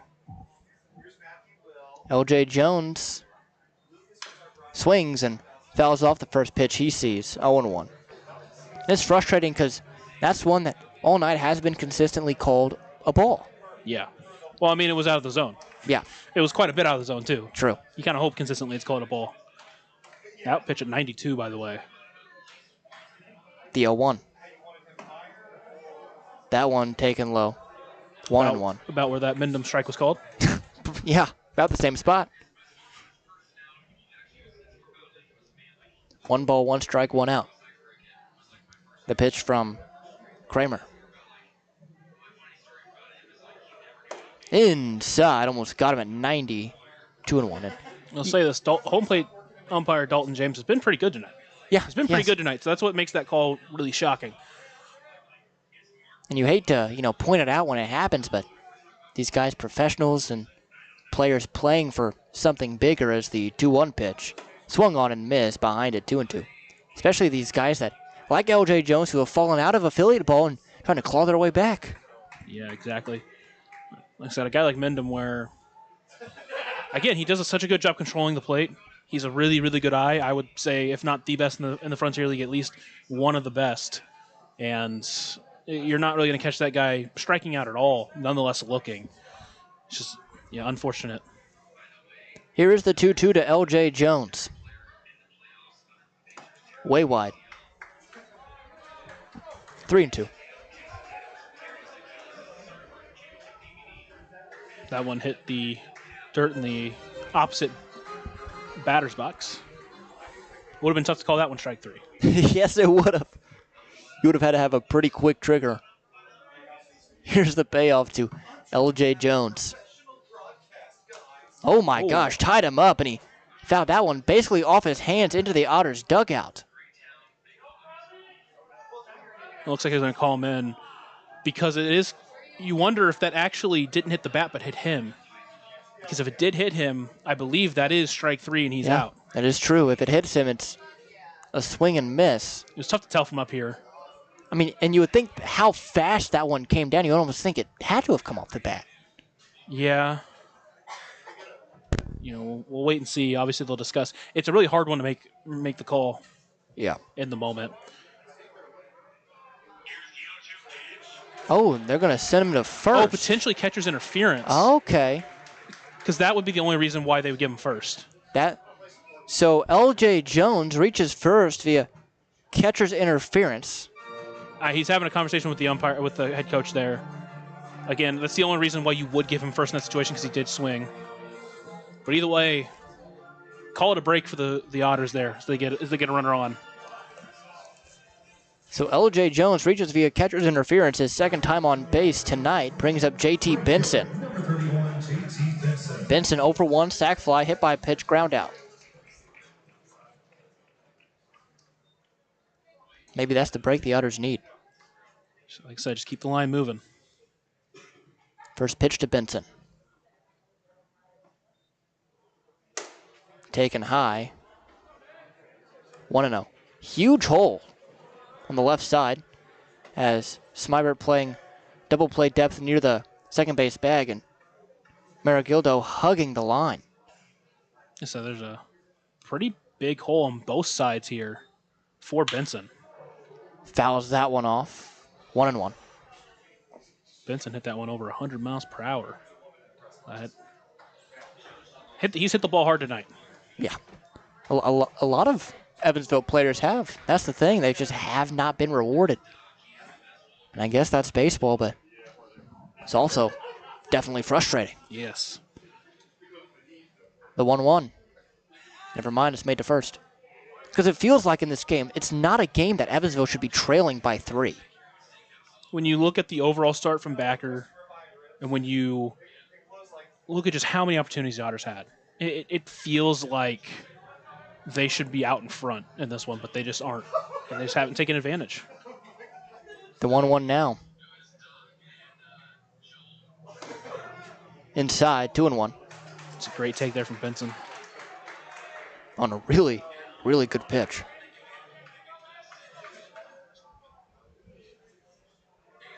Two balls, one strike, one out. On first is LJ. Small lead. Does have the oven mitt on. The 2-1. Inside again. 3-1. Nice at bat. No one up in the Eagles' pen.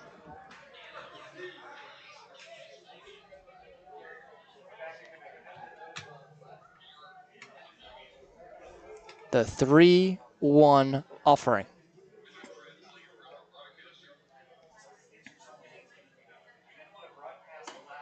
Bullseye. Right down Main Street. 3-2. About as center cut as you can get. Yeah, that's one you would like to see him take a swing at, but potentially he was looking for something different. It wasn't there, and let it go. Payoff. Swung on and missed strike 3. Blew it by him on a 90-mile-per-hour fastball. Brings up now Ray Gill, who is 1 for 2 single and a walk. Third baseman, number 10. At this point, just keep the line. You said it before. Keep the line moving.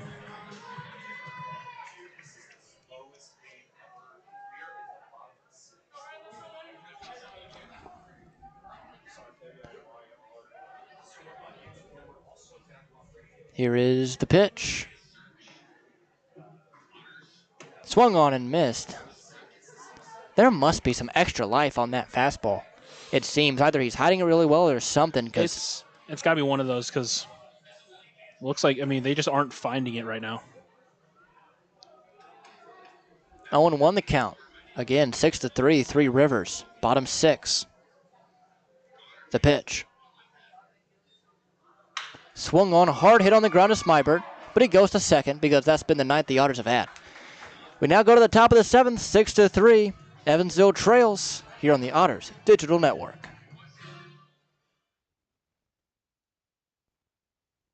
Right now in Vanderburgh County, over 800 children are in the child welfare system waiting for someone to be their voice, and you could be that voice by becoming a court-appointed special advocate, a CASA volunteer. Donating just a few hours a month of your time can change a child's life forever. Vanderburgh County CASA invites you to join them. Stand up, speak out, be for the child, be a CASA. For more information, visit vandcasa.com. That's VAND CASA.com.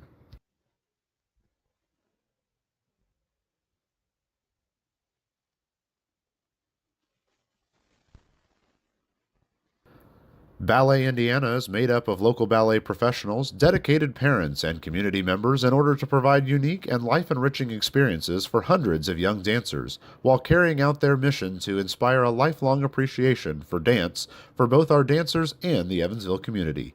More information on Ballet Indiana and information about their upcoming performances is available at balletindiana.org.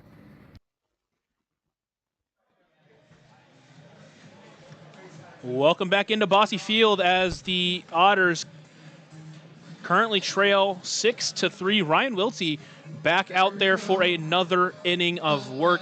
He's come in and pitched really well so far for the Otters on the game.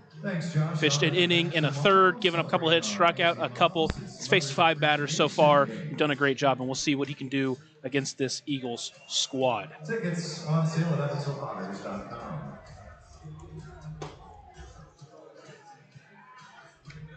So far, I feel like it's been a pretty good effort from this pitching staff, especially Ryan Wiltsey coming in and shutting the door when the momentum was all on the Eagles' side. Again, we sound like broken records up here, but it's just one of those nights, man. Just one of those nights. Yeah, you just kind of want to stick around within striking distance and put yourself in a position to get those runs. And the pitching staff has done that overall. Obviously, that big 3-run home run from Negret is the difference right now, but it's not an unwinnable situation here. It's really not. You will see 23-year-old out of Fresno, California, obviously pitched out there at St. Mary's, doing a great job so far tonight. See if he can keep it up.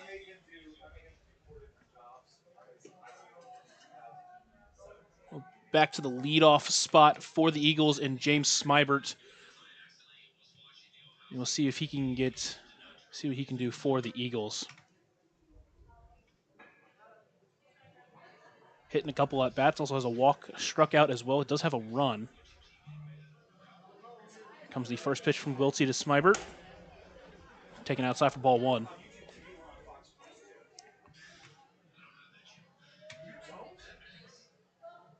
Wiltsey just trying to keep the Otters alive so far. Next pitch. That one's ripped deep to right field. Benson directly under it, though, and will catch it for out number 1. That ball was hit very well, but fortunately went right to the right fielder, Benson. So quickly one away here for the Eagles. Yeah, just didn't get that one on the fat part of the bat, I don't think. Had the right launch angle, all that fun stuff, but just didn't hit it quite hard enough to get it to carry out of here. I'll next bring up LP Pelletier, the only one in this top 4 of the lineup. Is that first pitch taken for a ball high. Only one in these first 4 batters to not do something for this team. Currently 0 for 3 on the day. Next pitch to LP. That one is taken in there for a strike. Tell you what, it's much easier to call him LP than that combo of a first name. Next pitch here from Wiltsey. That one is a bender in there for strike 2. A Butte. Butte in the bottom right corner of the zone.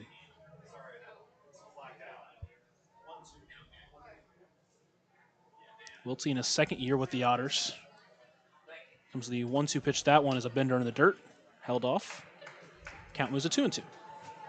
I think he tried to hit that same exact spot. That one just yanked a little bit. Good movement on that breaking pitch tonight from Wiltsey. Has been able to find it pretty effectively. That one just lost it. Here comes the 2-2 pitch. Stays high. Count moves to full.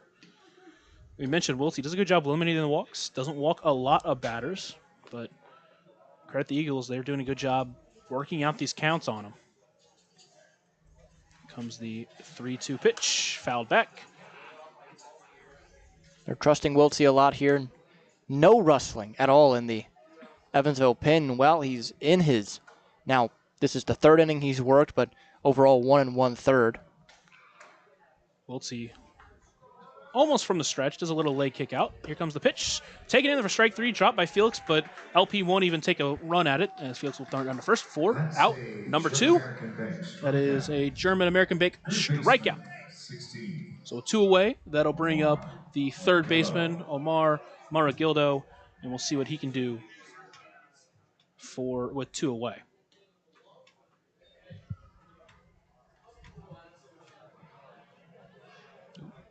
Comes the first pitch to him. Fouled back off Felix. Behind 0-1. That one pretty much the exact same pitch that he got the called strikeout on. Fastball dotted down and in. Maragildo, no hits on the game, but has a walk and scored 2 runs. That's what happened when you hit in front of Negret. Comes the 0-1 pitch, taken outside in the dirt. Count moves to 1-1. And I'll tell you what, you do not want this inning to extend to him because he has been on fire. He's 3 for 3, just a triple away from the cycle. Obviously has that big 3-run home run that is the difference. You want to get out of this inning and not even face him here. 1-1 pitch. That one is popped up high. Looks like it will get out of play, and that will be an overhead foul ball. Brought to you by Heads Construction. Choose the best. Never forget it. Tell you what, Lucas, I don't think I ever do regret it. Yeah, I was in the middle of trying to say never forget it, and then I remembered Zane. I was like, regret it. Count at 1-2. Here comes the pitch from Wiltsey. That one is ripped towards left. Coming in is Taylor, and he will dive and make the grab for out number 3. A huge diving catch to get Wiltsey out of the inning clean. He goes 1-2-3 after a great play from Keenan Taylor. Otters try to make their way back when we come back on the Otters Digital Network. You know what time it is.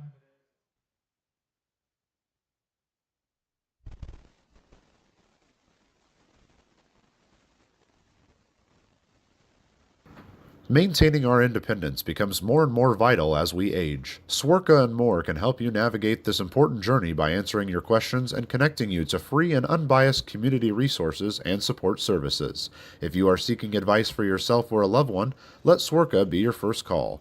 More information available at swerka.org or by calling 812-464-7800.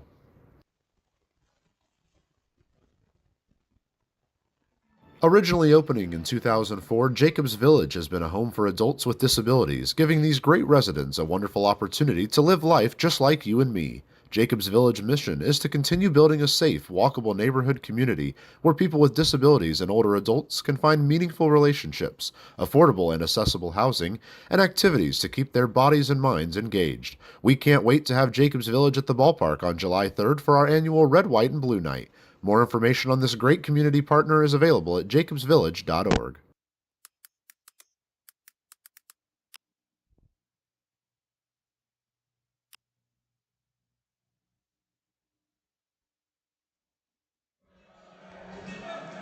Back in here at Bossy Field, we have a new pitcher in for the Eagles. That will be Adam Weibert, the 24-year-old pitcher out of Hubbard, Ohio.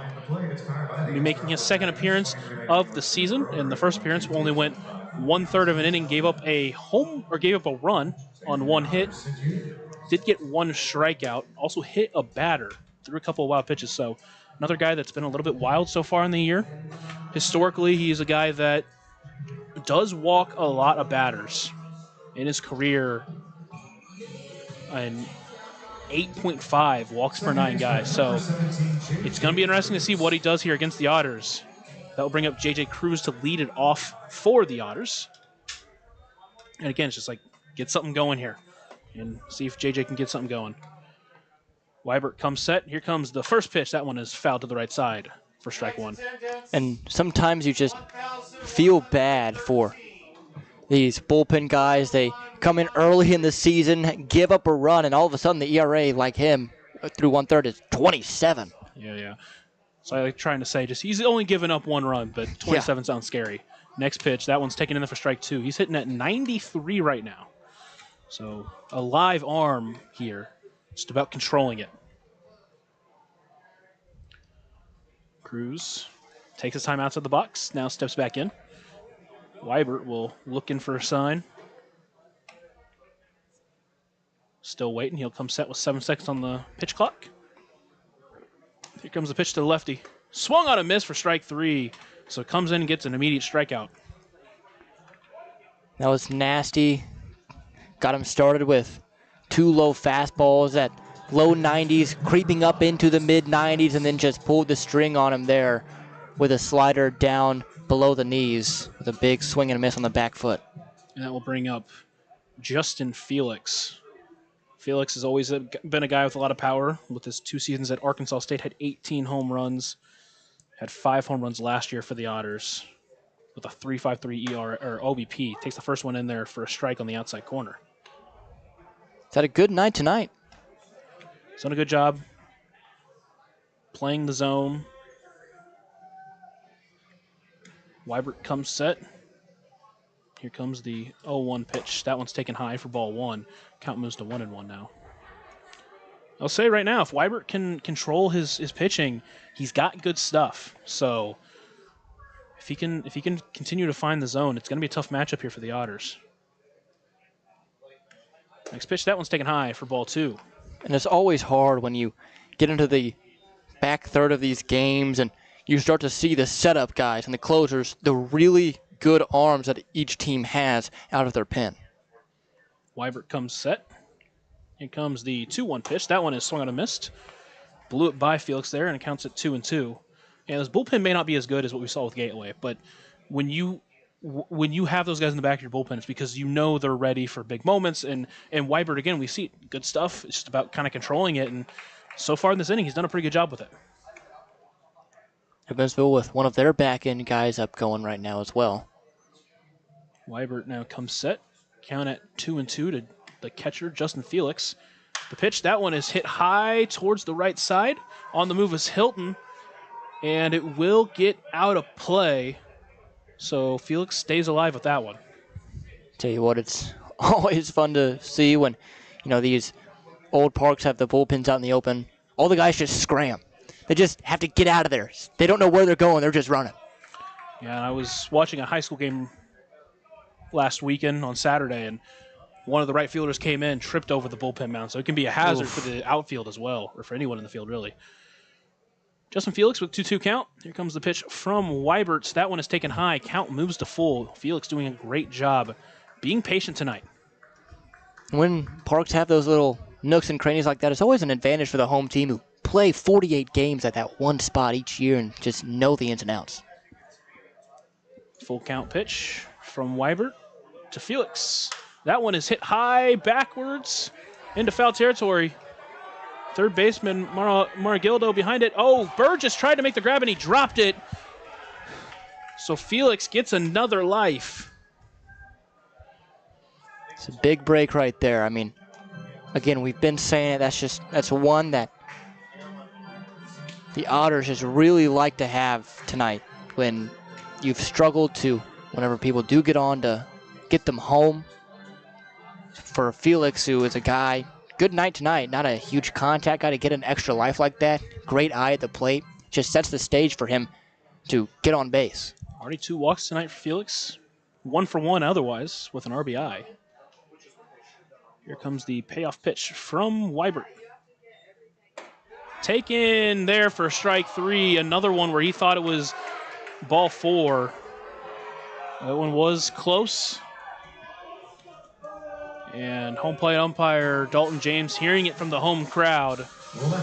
But either way, there's now 2 away. Yeah, that one wasn't egregious like the other one was. That one's right on the black. I mean, it really can go either way. It's just that in combination with the one earlier tonight, I think, is why the home crowd is reacting the way they are. Keenan Taylor up next. First pitch taken low and away for ball 1. Hit the ball hard a couple of times tonight. Just hasn't found any luck with that. And we'll see if he can do something here. Again, just to keep the inning alive. Weibert comes set. Comes the 1-0 pitch. That one hits him in the shoulder. That one was only 89, but you can see Weibert tapping his chest, my bad on that one. He just let loose, and inning continues to Lake Como. Let's see if they can use this as a little bit of a run, as a momentum booster or something. Thankfully, like you said, that one only at 89, took a little bit off of it. He's been sitting 92, 93, and that would have, I don't know how relative that gets, on the pain scale from 89 to 93, but I'm sure it's at least something. Keenan Taylor now on first with Lake Como at the plate. He rips that one in between the first baseman and second baseman, and that'll be another base hit. And the Otters now have something cooking here with 2 away, and Graham Brown coming up to the plate. Sets the stage for a guy that has had the stage set for him multiple times this year, just hasn't broken out quite yet. And with that, I mean, Graham Brown in prime position here. He's walked already, so if he could do that again and set the stage for David Mindham, that would be huge. You've said it multiple times tonight. Just keep the line moving, but it'd be really nice for him to I said this a lot. find the grass. He hit the ball hard a lot tonight. Yeah. Just unfortunately, it's gone right to the outfielders. So still working on an 0 for 3 day. Does have a walk. So 2 away. Here comes the first pitch to Brown. He'll take that one high for ball 1.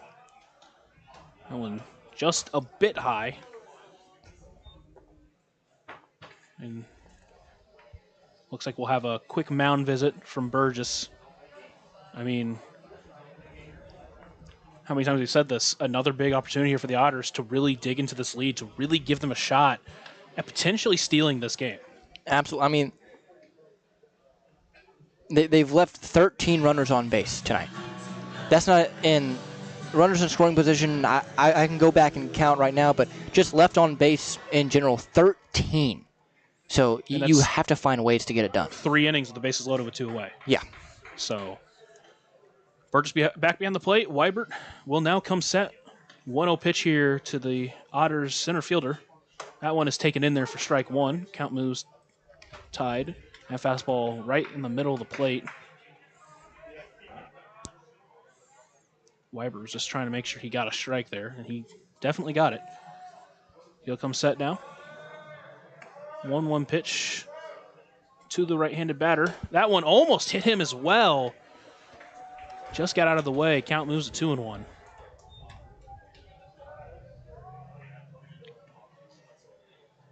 Weibert now backed him off the plate a little bit. See if maybe he wants to go back outside. Here comes the 2-1 pitch. That one taken inside for ball 3. 3-1 now. And we'll see what Graham Brown wants to do, see where his zone's at.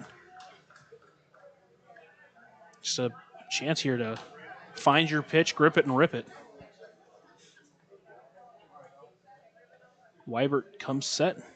Here comes the 3-1 pitch. That one's taken inside for ball 4. Bases are now loaded for the Otters' hottest hitter, David Mendham. A Deerhead Sidewalk Cafe and Bar will bring the first baseman, David Mendham, to the plate. There is some action out in the Eagles bullpen, but no movement from the manager to pull him yet. And Mendham, a guy who could very easily have been on base 4 times tonight if it weren't for the strikeout looking last inning. And huge opportunity for one of the stars of this team. He was the star last year, All-Star Game MVP, as here does come the manager. Yeah, and remember, off the bench, we do have Paving Parks. So if, one of these opportunities come, obviously you're not going to pinch hit David Mendham here, but if one of these opportunities do come up and you want to give a shot to a big hitter, he had some clutch moments last year for the Otters. We'll see what they plan to do. Obviously, Mendham will get the opportunity here. That's just one of the weird intricacies of this game, isn't it? Just when to put guys on your bench. So they will go to the bullpen. And after a short break, we'll come back on the Otters Digital Network with the new pitcher.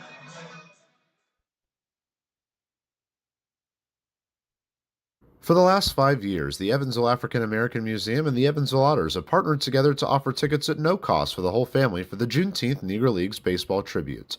All are invited to celebrate Juneteenth with us on June 19th for the annual Salute to the Negro Leagues game. Pre-game activities start at 4:30 with first pitch scheduled for 5:05. For information on these tickets, fans can stop by the Evansville African American Museum at 579 Sandra Matthews Way in Evansville or any local Evansville Vanderburgh Public Library.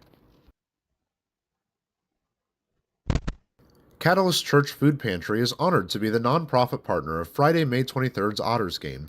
Catalyst Church invites the community, but also the churches from the tri-state to come and unite as one game, as one church, around one cause. Catalyst Church invites each person to bring at least one, if not more, non-perishable food item for their food pantry to continue helping the Evansville community. A great night of baseball is planned, and post-game fireworks are just part of the fun. More information can be found on Catalyst Church Evansville's Facebook page.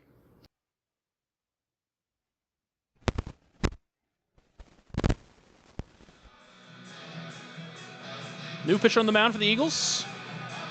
The pitcher is Ronaldo Fernandez. Behind the plate is Chris Burgess. Behind the plate, the pitcher and catcher battery sponsored by the Answer Auto Repair East. Find your battery need at the Answer Auto Repair East, located at 2319 North Green River Road, or call it at 812-475-9000. This guy, we've seen a couple of really good outings to start this season here for the Eagles. Yeah, in 2 games, he went 2 2/3. He's struck out 6, has not given up a run so far. He has walked 2, though, so giving up 2 hits as well. It's not like he's unhittable, but one of these guys, again, that you come out of the back end of the bullpen, there's a reason you're there. It's because you're good. So we'll see what the Otters can do and what David Mendham can do against a pretty good arm. And it looks like he will pitch from the windup with the bases loaded. Fernandez last year spent time with the Boise Hawks with the Pioneer League. 19 innings pitched to a 7.58 ERA. Here comes the first pitch from Hernandez. Mendham will take that one in the dirt for ball 1. That one at 95 miles per hour. Again, lively arm, a little bit wild. We'll see if that sticks. It doesn't really matter if you can grip back and throw it. If you can't keep it in the zone, it doesn't matter. Here comes the 1-0 pitch to Mendham. That one is taken in there for strike 1. That one at 94. It's one of those old adages, it doesn't really matter how hard you throw ball 4. It's true. It is very true. Mendham is a guy who, no matter what the speed is, going to be good with the zone. Count now at 1-1. Fernandez from the windup. Here comes the pitch. Taken inside for ball 2. Looks like Burgess behind the plate was expecting something else. Was not ready for that one. Down at 87, had some spin on it. Burgess does have some interesting receptions back there behind the plate.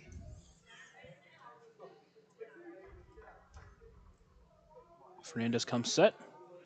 Here comes the 2-1 pitch. That one's taken high for ball 3. 3-1 count now. That one at 94 miles per hour. But he needs to hit the zone here against Mendham. You'll see what Mendham's approach here is. See if he'll try to find something and rip it down the right field line. Here comes the 3-1 pitch. That one is taken inside for ball 4. So that will walk in a run on a Deerhead Sidewalk Cafe and Bar. And that will extend the inning to L.J. Jones. The Otters get a run there. It's tied 6-4 now here in the bottom of the 7th inning. They have been walking a lot tonight, and now they walk in a run.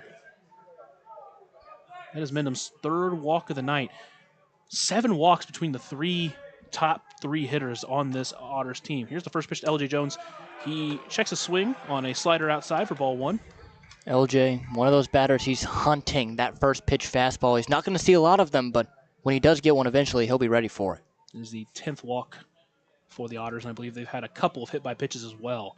That next pitch, fastball ripped down the left field line for a base hit. 1 run will come in to score. A 2nd run will come in to score. Mendham racing around 2nd. He will be held at 3rd. L.J. Jones will walk into 2nd. That's a Deerhead double-decker double to tie this game in the bottom of the 7th. L.J. Jones just waiting on his pitch, ripped it down the 3rd base line, ties the game, and the Otters are not finished here in the bottom of the 7th as J.T. Benson comes up with 2 runners on and a chance to give the Otters the lead. I told you like the fastball. Got one on the inner half of the plate, just ripped it to the pull side down the left field line, easily scoring Camo and Brown. And now all of a sudden, brand new ball game, and finally the chances that the Otters got finally came in to score. We've been talking about those opportunities, just making a situation of them as Benson will take that first pitch for a ball low. Just that big hit, they finally get it from L.J. Jones, a guy they expect a lot of from this year, and against a pitcher with that kind of arm, showing that he is here. That next pitch taken low as well, ball 2. Base open here, very good hitter at the plate, but doesn't get any easier behind them either.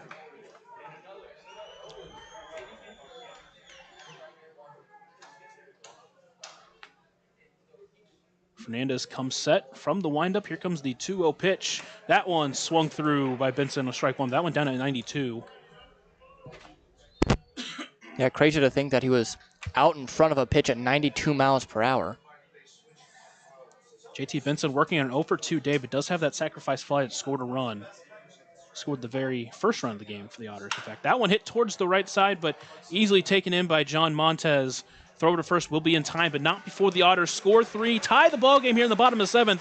Brand new ball game as we head. 2 innings remain. We'll be right back here on the Otters Digital Network.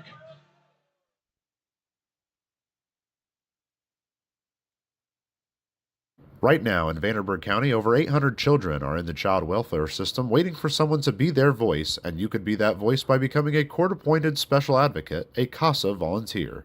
Donating just a few hours a month of your time can change a child's life forever. Vanderburgh County CASA invites you to join them. Stand up, speak out, be for the child, be a CASA.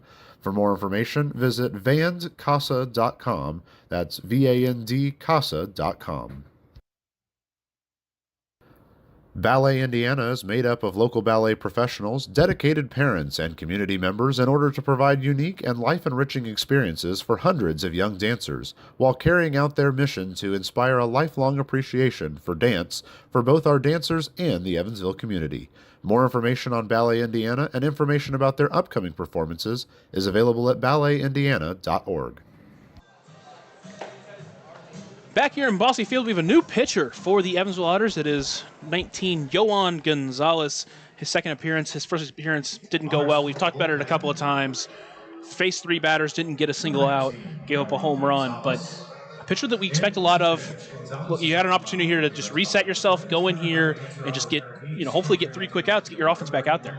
And we've seen the stuff. The stuff is fine. It was really control issues his first time out. He didn't have a lot of downward break on that changeup, which is the pitch that he gave up that home run on. So we'll see how he fares here in this 8th inning in a tie ball game, high leverage situation, which is what he's going to be put in most of the time. So you just hope he can come in here, put all of that behind him, and reintroduce himself to this Otters faithful. Yohan Gonzalez spent the last 2 years in high A ball with the Padres, 45 appearances, had a 4.42 ERA. So we expect a lot from this guy, but it does not get easy. It's not an easy start to this one as Juan Carlos Negrete comes to the plate. 3 hits on the day, 4 RBIs with that 3-run home run. First pitch to him, taken in there for strike 1. Beautiful start. Just a triple away from the cycle, and don't really want to give it to him. Quickly, Yohan Gonzalez works. Second pitch in the dirt. Yohan, you'll see a lot of arm side run to that fastball. So it's going to break into the right-handed batters, out to the left-handed batters.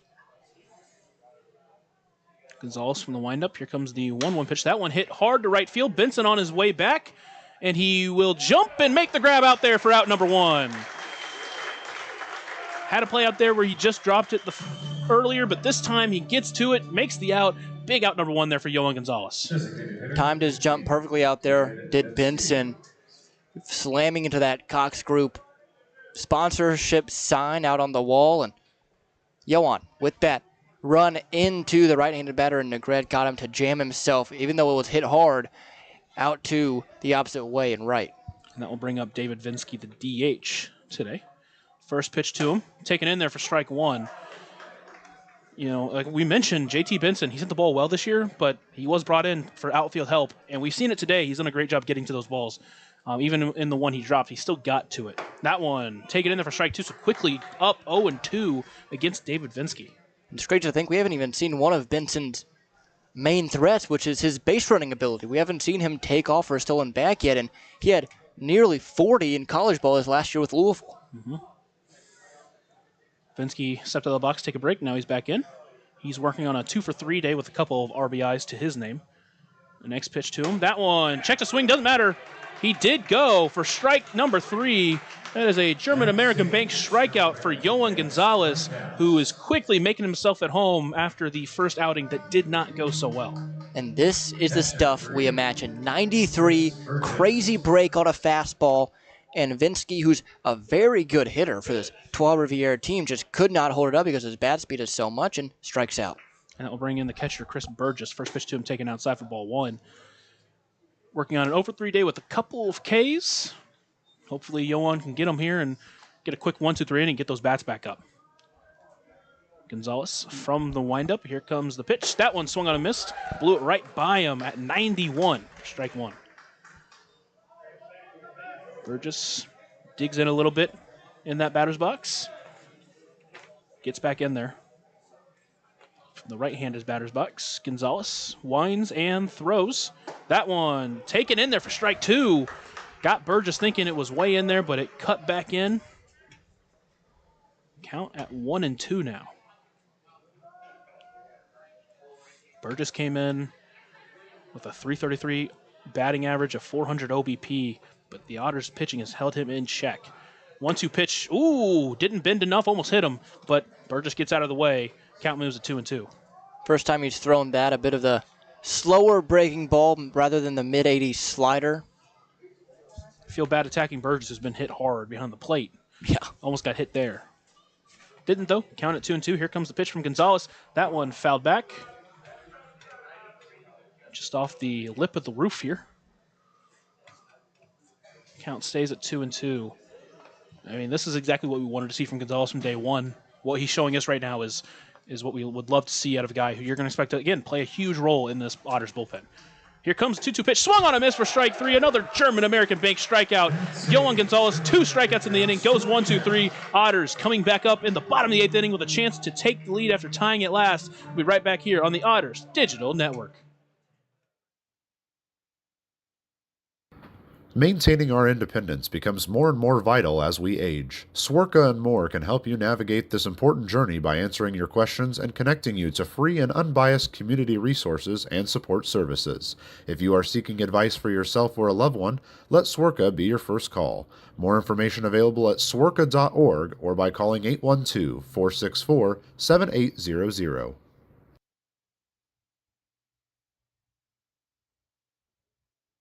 Originally opening in 2004, Jacobs Village has been a home for adults with disabilities, giving these great residents a wonderful opportunity to live life just like you and me. Jacobs Village mission is to continue building a safe, walkable neighborhood community where people with disabilities and older adults can find meaningful relationships, affordable and accessible housing, and activities to keep their bodies and minds engaged. We can't wait to have Jacobs Village at the ballpark on July 3rd for our annual Red, White, and Blue Night.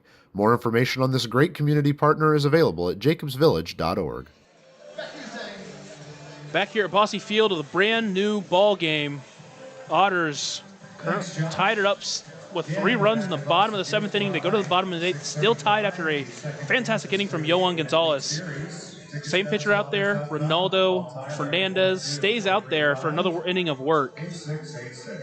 None of the runs that went in were earned from him. They were credited to Adam Weibert, which finishes his line at 2/3 innings pitched, 3 earned runs given up. Only gave up 1 hit, but did walk 1, struck out a couple. And we'll see what Ronaldo Fernandez can do here in the bottom of the 8th inning. It'll be Ray Gill to lead it off against him. Again, set up Haven Parks in the bench out there. We'll see if there's a spot where McCauley wants to use him or if he just gives him the day off. It's a good question. I mean, with the bottom third due up, this is definitely the time when you would think it's a possibility, but we'll see. Ray Gill working on a 1-for-3 day with a walk and a run scored. First pitch to him. Hefty swing at that first pitch, but it blown right by him. Strike 1. And he wanted that one, didn't he? Yeah, and maybe if it was at 89, he catches up to it, but that one at 93 miles per hour up in that inner corner. Comes the first pitch, or second pitch rather, to Gill. Takes that one in there for strike 2. 94. Just rearing it back and throwing it and hitting the zone so far. Gill steps back into the box. Fernandez from the windup. Here comes the 0-2 pitch. That one laced towards right field. And it will drop right in front of Negrete. And the Otters have something going here in the first at-bat with a base hit. I'll bring up J.J. Cruz. That's one where the way it was hit, you think it's really off the bad end, only at 76 miles an hour off the bat, dropped in. And Negrete, I feel like if he gets a bit of a better jump on it, doesn't have to play it on a hop and gets out number 1, just tough break there. It's one of those things where maybe not the best outfielder, but what you're willing to do to have his bat in the lineup every day. J.J. Cruz up to the plate in the left-handed batter's box. Here's the first pitch to him. That one's fouled back. This is the first time we're seeing Fernandez out of the stretch. Pitched out of the windup, even with since there was a run on third, pitched out of the windup last inning. It's the first time we're seeing out of the stretch. Ray Gill over at first after that blue base hit. Cruz eyes the pitcher. Fernandez sets, throws. That one curved in there for strike 2. Cruz definitely fooled on that one.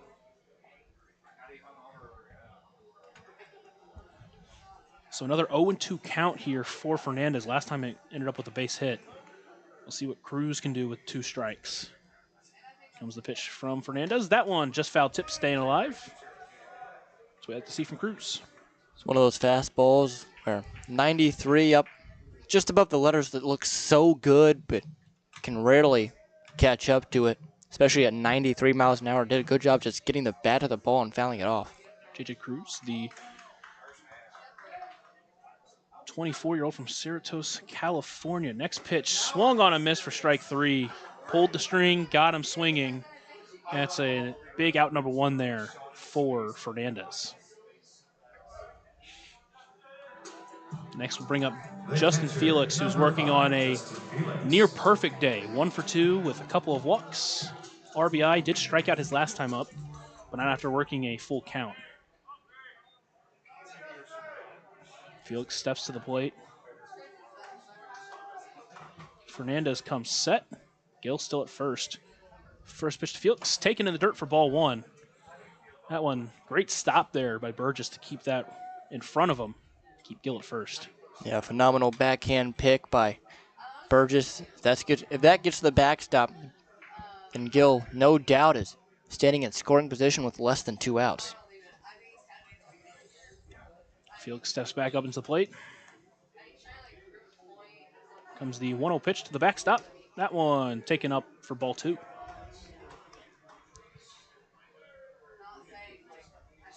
Justin Felix out of Rio Rico, Arizona. 5th year with the Evansville Otters. Been one of the mainstays since getting here. In the plate, behind the plate, comes the 2-0 pitch. That one curves, stays in there on the outside corner for strike 1. Felix, not a fan, but called a strike nonetheless. Looked pretty similar to the one that he rung up David Mindam on earlier in the game. Pretty much the same spot below the knees. Fernandez comes set. Here comes the 2-1 pitch to Felix. That one bends back in for strike 2. Caught him looking on a great curveball. He evens the count back up.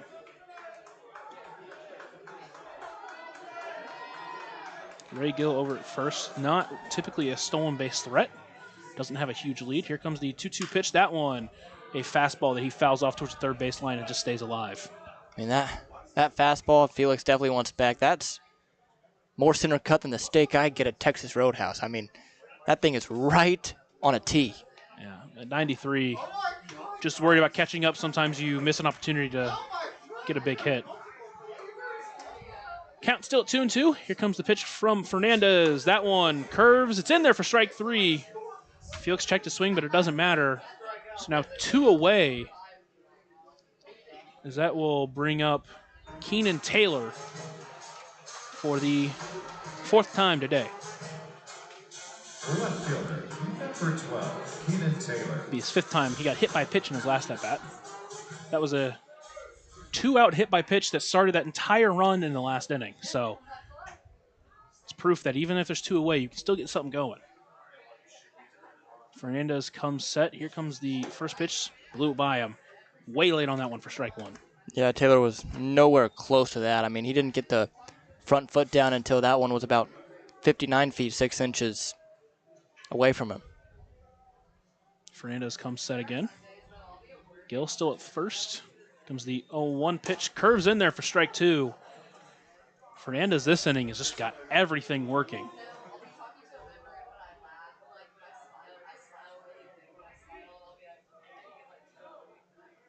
Keenan Taylor just looking to stay alive, keep this inning alive.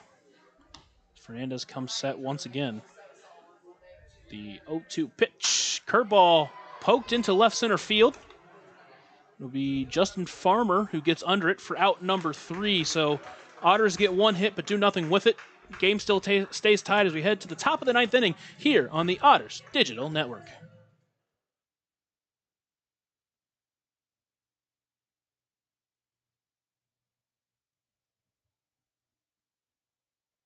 For the last 5 years, the Evansville African American Museum and the Evansville Otters have partnered together to offer tickets at no cost for the whole family for the Juneteenth Negro Leagues Baseball Tribute. All are invited to celebrate Juneteenth with us on June 19th for the annual Salute to the Negro Leagues game.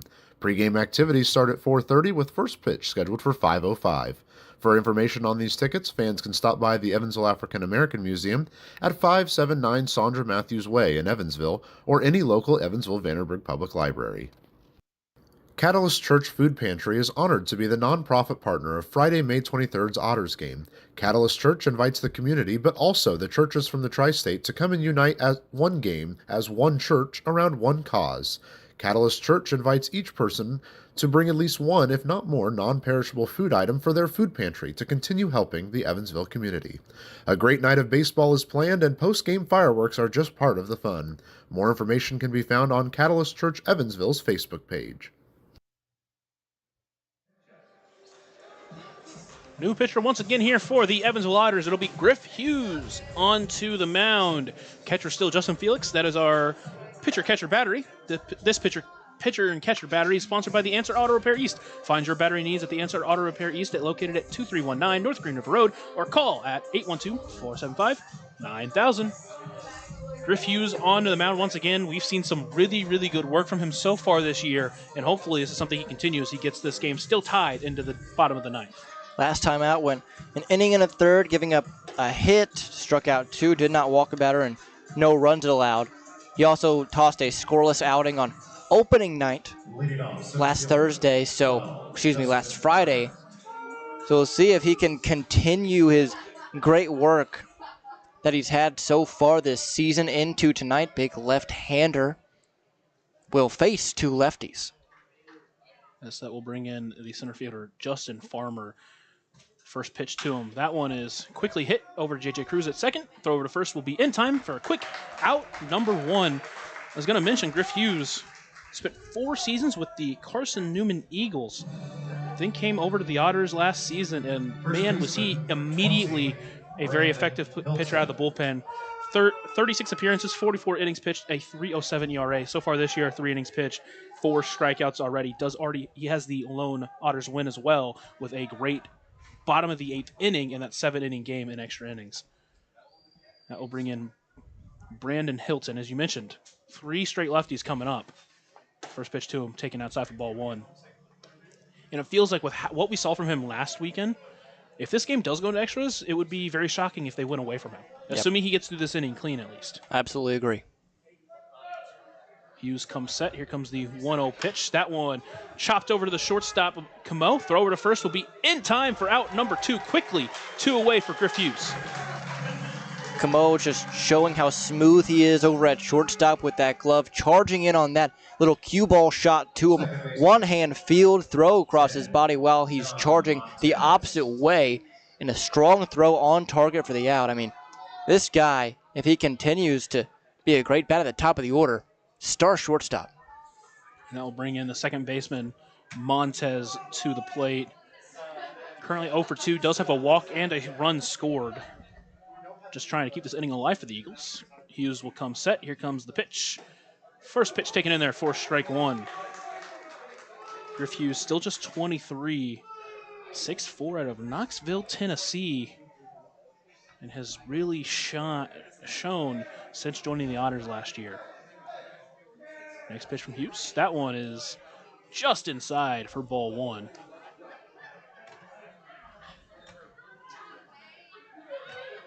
Hughes not going to wow you with top speed stuff, but he will place it where he needs to. 1-1 pitch from Hughes. That one fouled off towards left field. And that one... That overhead foul ball is brought to you by An overhead foul ball, which is brought to you by Heads Construction. Choose the best and never regret it. Couldn't quite tell if that was overhead or not, so I had to wait for Zane to make the call. Zane made the call. I'll listen to him. Zane's always right. Griff Hughes on the mound. 1-2 pitch. That one swung on a miss for strike 3. It's a German-American bank strikeout to end the inning. Hughes quickly gets through the top of the 9th. We'll head to the bottom of the 9th with the Otters with a chance to walk it off for their second time this year.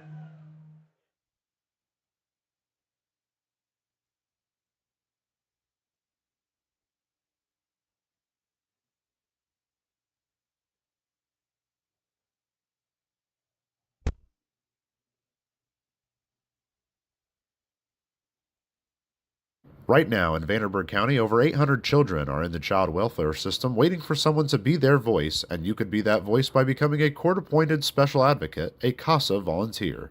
Donating just a few hours a month of your time can change a child's life forever. Vanderburgh County CASA invites you to join them. Stand up, speak out, be for the child, be a CASA. For more information, visit vandcasa.com. That's VAND CASA.com. Ballet Indiana is made up of local ballet professionals, dedicated parents, and community members in order to provide unique and life-enriching experiences for hundreds of young dancers, while carrying out their mission to inspire a lifelong appreciation for dance for both our dancers and the Evansville community. More information on Ballet Indiana and information about their upcoming performances is available at balletindiana.org. 475. Bottom of the ninth here with the Otters with a chance to win the ball game as the top of the lineup starts for us, but not before a new pitcher in for the Eagles. Pitcher is Alexander Castro. Behind the plate still Chris Burgess. That pitcher and catcher battery duo is sponsored by the Answer Auto Repair East. Find your battery needs at Answer Auto Repair East, located at 2319 North Green River Road, or call at 812-475-9000. Alexander Castro, his first year with the Eagles, after spending 3 separate seasons in the Puerto Rican Winter League. So far this year, in 2 appearances, has pitched in 2 1/3 innings pitched, given up a couple of hits, walked 3, struck out 2, but hasn't given up a run yet. First pitch to Camo as he fouls that one off. Back overhead, and you know that means that overhead foul ball is brought to you by Heads Construction. Choose the best and never regret it. Castro, another one of these guys, back into the bullpen, will sit mid-90s on that fastball, so got to be alive. That one at 95. That one slowed it, pulled the string at 88 in the zone for strike 2. So quickly behind 0-2 is Alay Camo. And I'll tell you what, these Eagles relievers, they've got some good stuff. As Camo swings and misses at strike 3, it'll be his second strikeout of the game. And that will next lead to Graham Brown, center fielder. Number 24, Graham Brown. Currently 0 for 3 today, but has 2 walks and 2 runs scored. So when he's gotten on base, he's been able to get around. And we'll see if he can just get this inning started. Again, you got the David Mendham behind you. Just get on base, get to the next guy. We'll see what he can do. Castro comes set. First pitch blown at 95. Graham Brown barely able to keep up with it. Fouled to tip it back for strike 1. I mean, when you get 95 out of the hand in this league, I mean, that's fast, man. That is ridiculous. Next pitch from Castro, taken low for ball 1. And that's really what it's going to be about, is being smart enough to wait on those good pitches. Once you get it, you rip it. And we'll see if the Otters can handle that. Here comes the 1-1 pitch. That one fouled back. It'll be 1-2 now. Overhead foul ball is brought to you And it's by- so hard when a guy has this and a crazy hook to go along with it, because you're sitting fastball, and all of a sudden it's 14 inches outside and you have no chance. Count at 1-2. Here comes Castro. Little hesitation. Pulls the string. Gets Graham Brown swinging for strike 3. So quickly 2 away in the home half of the 9th. But that will bring up David Mendham. And if there's anyone that can start a 2-out rally, it is this guy. Number 34, David Mendham. That hitting the high of 95, down at 83 on that last pitch. Tough. It'll be so tough to adjust. David Mendham onto the plate. Can't say enough about this guy. 1 for 2 on the day with 3 walks. Really, that only one where he got rung up on was a pitch that was out of the zone. First pitch to him taken in there for strike 1. Also has an RBI, had an RBI on that walk. Also has scored a run.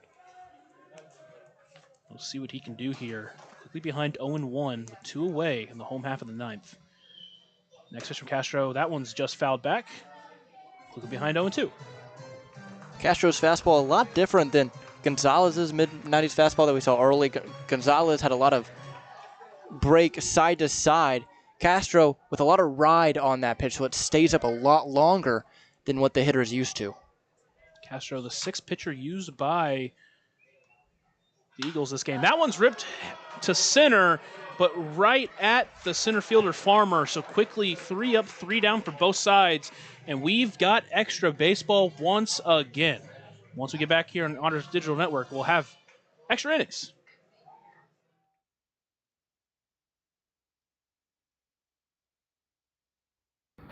Maintaining our independence becomes more and more vital as we age. Swerka and More can help you navigate this important journey by answering your questions and connecting you to free and unbiased community resources and support services. If you are seeking advice for yourself or a loved one, let Swerka be your first call. More information available at swerka.org or by calling 812-464-7800.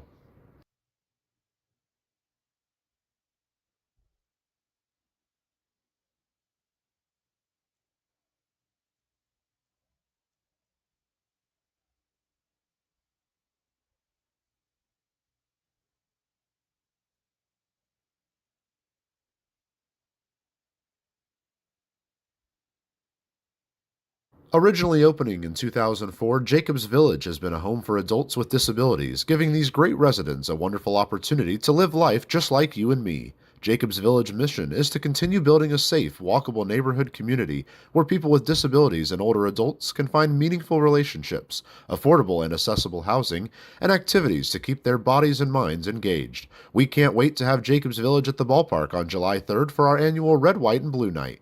More information on this great community partner is available at jacobsvillage.org. Extra innings baseball here in Evansville, Indiana, as Griff Hughes back on the mound for the Otters. This will be his second time in an extra innings situation. Last time we saw him here, stranded that international tiebreaker runner at second, got it to third, but stranded him either way. Got the Otters to the bottom of the ninth. They came in and they ended up winning. See if he can do something similar here. I mean, he's a big-time pitcher in this big-time situation for a reason. Andy with a lot of trust in him. And again, he's a guy that has earned this trust over this last couple of years with the Otters. Takes a step off, resets. John Montez, the runner at second, and it'll be the leadoff hitter, Smybert, into the plate. 1 for 3 on the day with a walk and a scored run. Also has a strikeout. Would be a big for him to get a second strikeout of the game. Hughes first pitch, taken in there for strike number 1. Good start to the inning. The Otters are 1-0 in extra innings games. Mentioned Griff Hughes was the guy who got that win. Chance to get a second of the year if he can shut down this Eagles offense. Comes the 0-1 pitch from Hughes. Hit to the right side, but foul. Quickly behind 0-2. Leadoff hitter Smybert. And the fact that Evansville is even in this situation, they clawed their way back. Just phenomenal effort and fight from this Otters team, which is what you love to see early on in the season after the series they just had. I mean, there's pride of being undefeated against a team at home. Yeah, absolutely. See Smybert, Pelletier, and Marigildo. Next 3 up. That one chopped in front of the plate, but hit him, so it'll be a foul ball. If they can get 3 quick outs, you avoid the hottest hitter on the Eagles, Negrete. So, ideally, 3 quick outs, get to the bottom of the ninth, bottom of the 10th, and you get a chance to win the ball game. Yeah, just pretty much want to avoid Negrete at all costs the night he's had. Count remains at 0-2. Runner at second. Griff Hughes comes set. Here comes the pitch. Just fouled off again by Smybert as he just barely manages to stay alive. A pitch right down the middle as well. He just keeps getting fooled by this pitch from Hughes. Yeah, Hughes doing a good job of keeping Smybert off balance, but there's a reason he's in the leadoff hole, and that's because he can stay alive in situations like this. So we'll see if Hughes can get him to weakly chop something, weakly pop something up, because I don't think Smybert is a guy that you're going to get striking out all too often, even though he has struck out once tonight. Smybert back in the zone. Hughes comes set. Here comes the 0-2 pitch. That one ripped up the middle. Cruz will get around to it and get the first out, but the runner does advance to third, so with 1 away, it'll be LP up to the plate. With the runner at third, Montez, only 1 away and a chance to get that runner home. Pelletier steps into the box. Felix behind the plate. Griff Hughes will look in for a sign. He'll come set. Pitching from the stride. Here comes the pitch. First one, check to swing. Did he go? He didn't. Says first base umpire Zach Burr. Home crowd not happy with it. Calls the call. Counts 1-0. It's a good call, I think. I don't think the bat had reached out over in front of the dish. Tough break, though. It was very close. Either way, count at 1-0. Go ahead run at third base. Here comes the 1-0 pitch. That one ripped into left field. That'll be a base hit that scores the go-ahead run. And with one away and a runner in first, it'll bring up Mar-a-Lago. Murray Gildo, the third baseman. 16, Omar Gildo. Hughes still behind the mound. There is some action over in the Otters bullpen. But Coach McCauley will let Griff Hughes work here. With one away and a runner at first. Hughes comes set. Here comes the 1-0 or first pitch taken inside for ball one.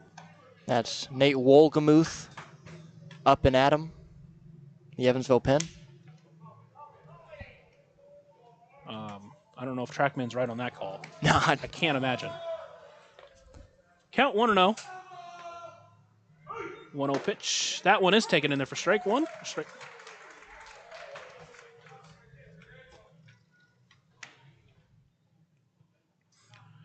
Count at 1-1. Griff Hughes still on the mound. Hughes comes set. Here comes the 1-1 pitch. That one taken low. Count now at 2-1. Murray Gildo, 0 for 2 on the day, but does have a walk, scored a couple of runs as well. The insurance run at first and a chance to extend this lead. Here comes the 2-1 pitch. Check the swing. In there for strike two anyways. it's close. Up and in corner, but it's been consistent all night. That's been a strike since inning number one, pitch number one. So with one out, runners on second, runner on first rather, count at 2-2. Hughes will come set, time called by Felix, and Hughes will step off the mound. Now the good thing for Hughes, at least statistically, is that run not going to be charged for him. To him, don't really think he probably doesn't care about that right now. He comes set. Here comes the 2-2 pitch inside. Count stays full. Count moves full, rather. A little bit of a, not a Soto shuffle, but like a Omar shuffle on that one. That's what we'll call it now. Omar shuffle. Payoff pitch here from Griff Hughes as he comes set. Runner takes off. That one's popped up into the foul territory. Bindum over. He will make the grab for out number 2. Runner did take off, but Pelletier is able to get back. So with 2 away, that'll bring up Juan Carlos Negrete. 3 for 4 on the day with a 3-run home run, a couple of runs scored. And even in the time they did get him out, it was a hard hit ball to right field. It was well played by JT Benson.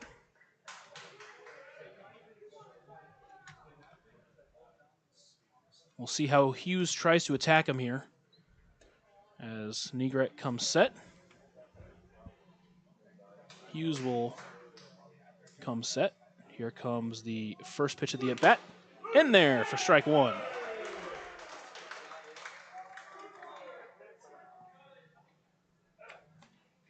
It's a guy that you just really want to get out here, but the way he's been swinging the bat, it's not going to be any easy task. Hughes will come set. Keeps an eye on that runner at first. Now comes to the plate. In there for strike two. Couple of pitches freezing Negrete here.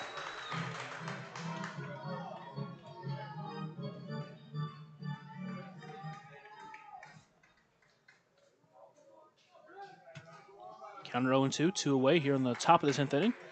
Eagles got their international tiebreaker runner to score, so they have a 7-6 lead. Here comes the 0-2 pitch. That one is fouled off just to stay alive. Fouled off the home plate umpire there. Stumbled back a little bit, but gives a thumbs up, says he's good. Those are always tough. I mean, that one coming straight in. Hughes, I mean, usually sits around 88, 89. That was definitely a fastball. And Negrete, big ol' hack, just found it right back into the ump's mask. You could see Justin Felix immediately over towards him to ask him if he's all right, but, you know, Dalton James, tough guy, so seems fine. Looks like we will right back to playing. Once again, count 0-2, 2 away. Otters down a run now here in the top of the 10th inning. Hughes will come set. And here comes the 0-2 pitch. Stays a bit high. Count at 1-2. Griff really trying to get that up and in corner. It's been called a strike all night, and he's done a good job effectively using that pitch against these batters so far here in this inning. Hughes is set. Comes to the plate. That one is fouled back overhead. That overhead foul ball brought to you by Heads Construction. Choose the best. Never forget it. I beat Zane that time. Yes, you did. Well, you know, sometimes in later innings, Zane gets a little late on those overhead foul ball calls. Sometimes he can get pretty tired late in games. I don't blame him. Counts at 1-2 with 2 away here in the top of the 10th inning. Griff Hughes still on the mound, trying to get through his second inning of work. He will come set. And here comes the 1-2 pitch. That one is hit high, but not very deep. But it could be in no man's land. Camo on the run, just overruns it a little bit. It does fall in foul territory. But that is one that you would like to get. You do not want to give this hitter a second life.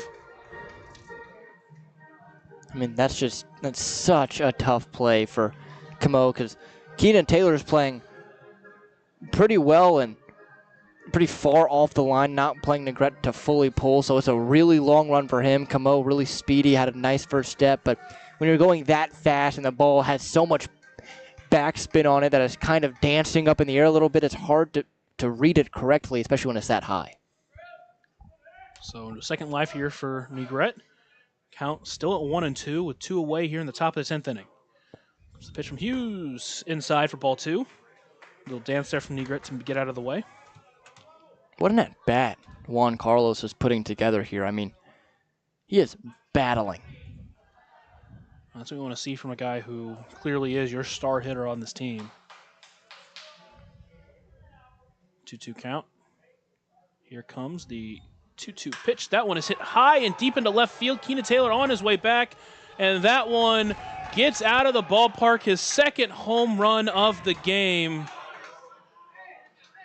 And the Eagles take a 3-run lead. It is now 9-6.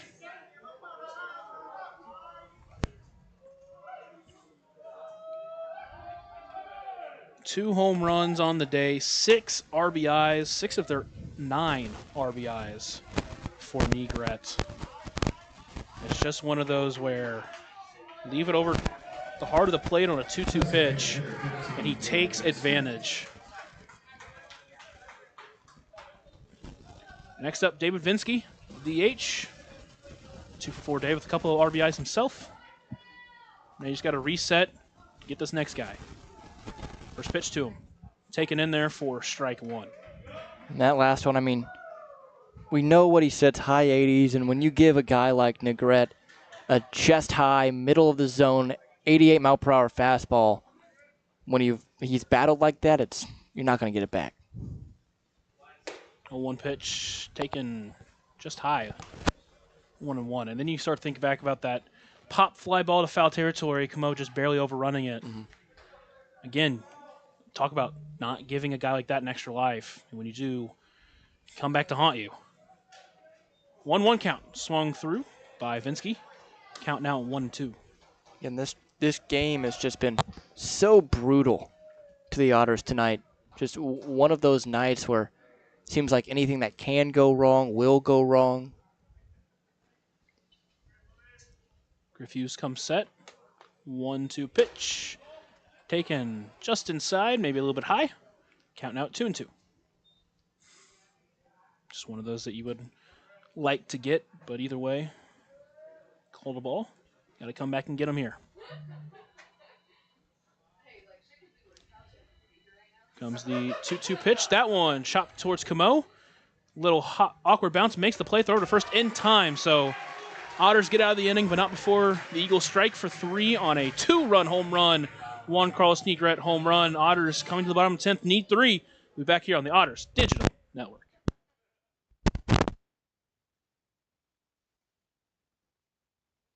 For the last 5 years, the Evansville African American Museum and the Evansville Otters have partnered together to offer tickets at no cost for the whole family for the Juneteenth Negro Leagues Baseball Tribute. All are invited to celebrate Juneteenth with us on June 19th for the annual Salute to the Negro Leagues game. Pre-game activities start at 4:30 with first pitch scheduled for 5:05. For information on these tickets, fans can stop by the Evansville African American Museum at 579 Sandra Matthews Way in Evansville or any local Evansville Vanderburgh Public Library. Catalyst Church Food Pantry is honored to be the nonprofit partner of Friday, May 23rd's Otters game. Catalyst Church invites the community, but also the churches from the tri-state to come and unite as one game, as one church, around one cause. Catalyst Church invites each person to bring at least one, if not more, non-perishable food item for their food pantry to continue helping the Evansville community. A great night of baseball is planned, and post-game fireworks are just part of the fun. More information can be found on Catalyst Church Evansville's Facebook page. It's now or never time here in Bosse Field. The Otters need 3 runs here to tie the ball game. They do get 1 runner at second. That will be David Mendham. And leading them off will be L.J. Jones. So, look, it's obviously a tall task, but Otters scored 3 runs here earlier. You get the advantage of already having 1 runner on. A big opportunity here to potentially at least go out swinging. And again, let's not forget the bats they have on the bench. You haven't used Pavin Parks yet. He's a huge power bat. So you got to remember that there are also pieces that haven't been used yet that could be put in certain situations. Yeah, we'll see how this inning goes, obviously. You kind of want to save Pavin to potentially tie the game with a home run with his kind of bat. So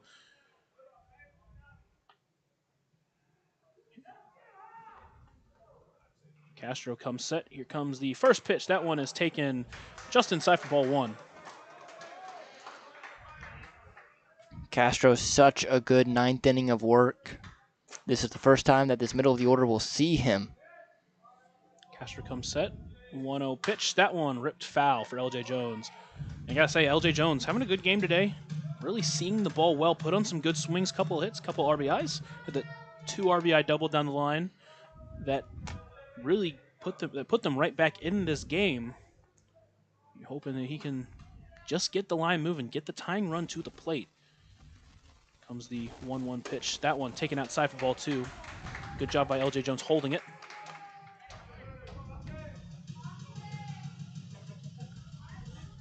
Trois-Rivieres Eagles lead 9-6 here in the bottom of the 10th inning. 3 runs, 2 of them coming on a Negret home run, his second of the game in the top of the inning. L.J. Jones rips that one, but foul. That one could be considered an overhead foul ball, which is brought to you by Heads Construction. Choose the best and never regret it. Yes, Heads Construction. Choose the best. Count it 2-2. L.J. Jones takes time to adjust his gloves. Otters need 3. Tying run is on deck, so you gotta just move the line. You know, a home run right now would be cool, but what matters is that run that's on the end deck circle. 2-2 pitch. Checks the swing, goes high. Mendham not going to risk it. That ball bounced right back to Burgess. Count moves full to L.J. Jones. It's a great read by Mendham at second. How fast that ball was thrown, probably mid-90s. You know, it bounces off that backstop and goes right back to the catcher Burgess. For as much foul ground as this place has, the space between home plate and the backstop is not a lot. So great read by Mendham, not taking the chance, and because he probably would have been out. And all things being equal, his run doesn't really matter. Yep. So no reason to get caught, thrown out there, because that would almost certainly end any potential run. Count full to L.J. Jones, tying run on deck. Castro comes set. Here comes the pitch. That one hit high towards the right side of the field. Hilton gonna find his way under it and will bring it in for out number 1. That'll bring up JT Benson. Still looking for his first hit of the game. Does have an RBI on the Right day. fielder, number 31, J.T. Vincent. But just looking to, again, get the tying run on base. Or get the tying run to the plate, rather. So, Benson comes up to the plate. Castro comes set. First pitch. Taken in there for strike one. Looks like Trois-Rivieres just going to ride Castro. Nobody even remotely up in the pen. Castro, their sixth pitcher used out of the bullpen. All things considered, they did go deep into their bullpen at the very least. Next pitch, that one, chopper to the right side, but a foul. Quickly behind 0-2 is Benson. And this is a moment you just gotta fight. Gotta try to get on base somehow.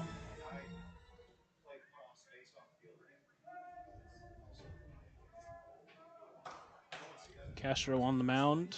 His second inning of work here. Comes set. 0-2 pitch. Swung on a miss. So quickly 2 away here in the bottom of the 10th inning. And that will lead to Ray Gill to try to keep this game alive for the Otters. Third baseman, number 10, Ray This is a Gill. situation where, Castro, he's obviously on his A game. Just got to find a way to keep battling. I mean, yes, there are 2 outs, but we scored 3 runs with 2 outs back in the 7th, so it can be done. Ray Gill working on a 2-for-4 day. Also has a walk. Just needs to get on base, get the tying run to the plate to give the Otters a chance. First pitch taken low, didn't go. Count 1-0.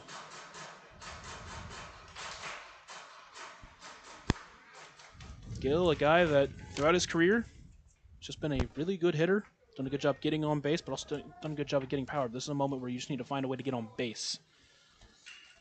1-0 pitch. That one ripped towards left field. It's going to get down for a base hit. They will wave Mendham home. He will score easily. So an RBI single for Ray Gill, his 3rd hit of the night, and the tying run will come to the plate. And it looks like Macaulay will stick with J.J. Cruz in the 7th spot. Second baseman, number 17, J.J. Cruz. J.J. Cruz coming to the plate. Only had 1 home run with the Otters last year. Hit 23 home runs with Hope International of the NAIA last year as well.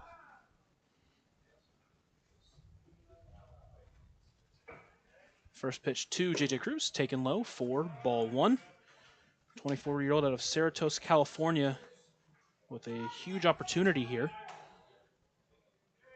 Is 1-for-4 with an RBI, but a couple of strikeouts to go along with it. Next pitch, that one hit high into foul territory, and it will get just out of play. Ray Gill, though, could have potentially made that grab, but didn't.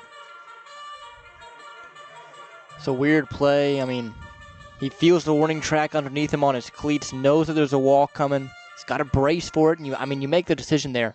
You go crashing into the chain link, or you brace yourself a little bit. So that is, I believe, just past where the netting ends. So, again, interesting. It's tough to kind of tell from up here, but count 1-1 in J.J. Cruz, trying to keep the hopes of the Otters alive. Next pitch ripped high towards left field. Pelletier is under it for out number 3, and that will do it for today's ball game. Otters come up short. The Trois-Rivieres Eagles win 9-7 over the Evansville Otters, and we'll be back shortly with the Papa John's post-game show on here on the Otters Digital Network.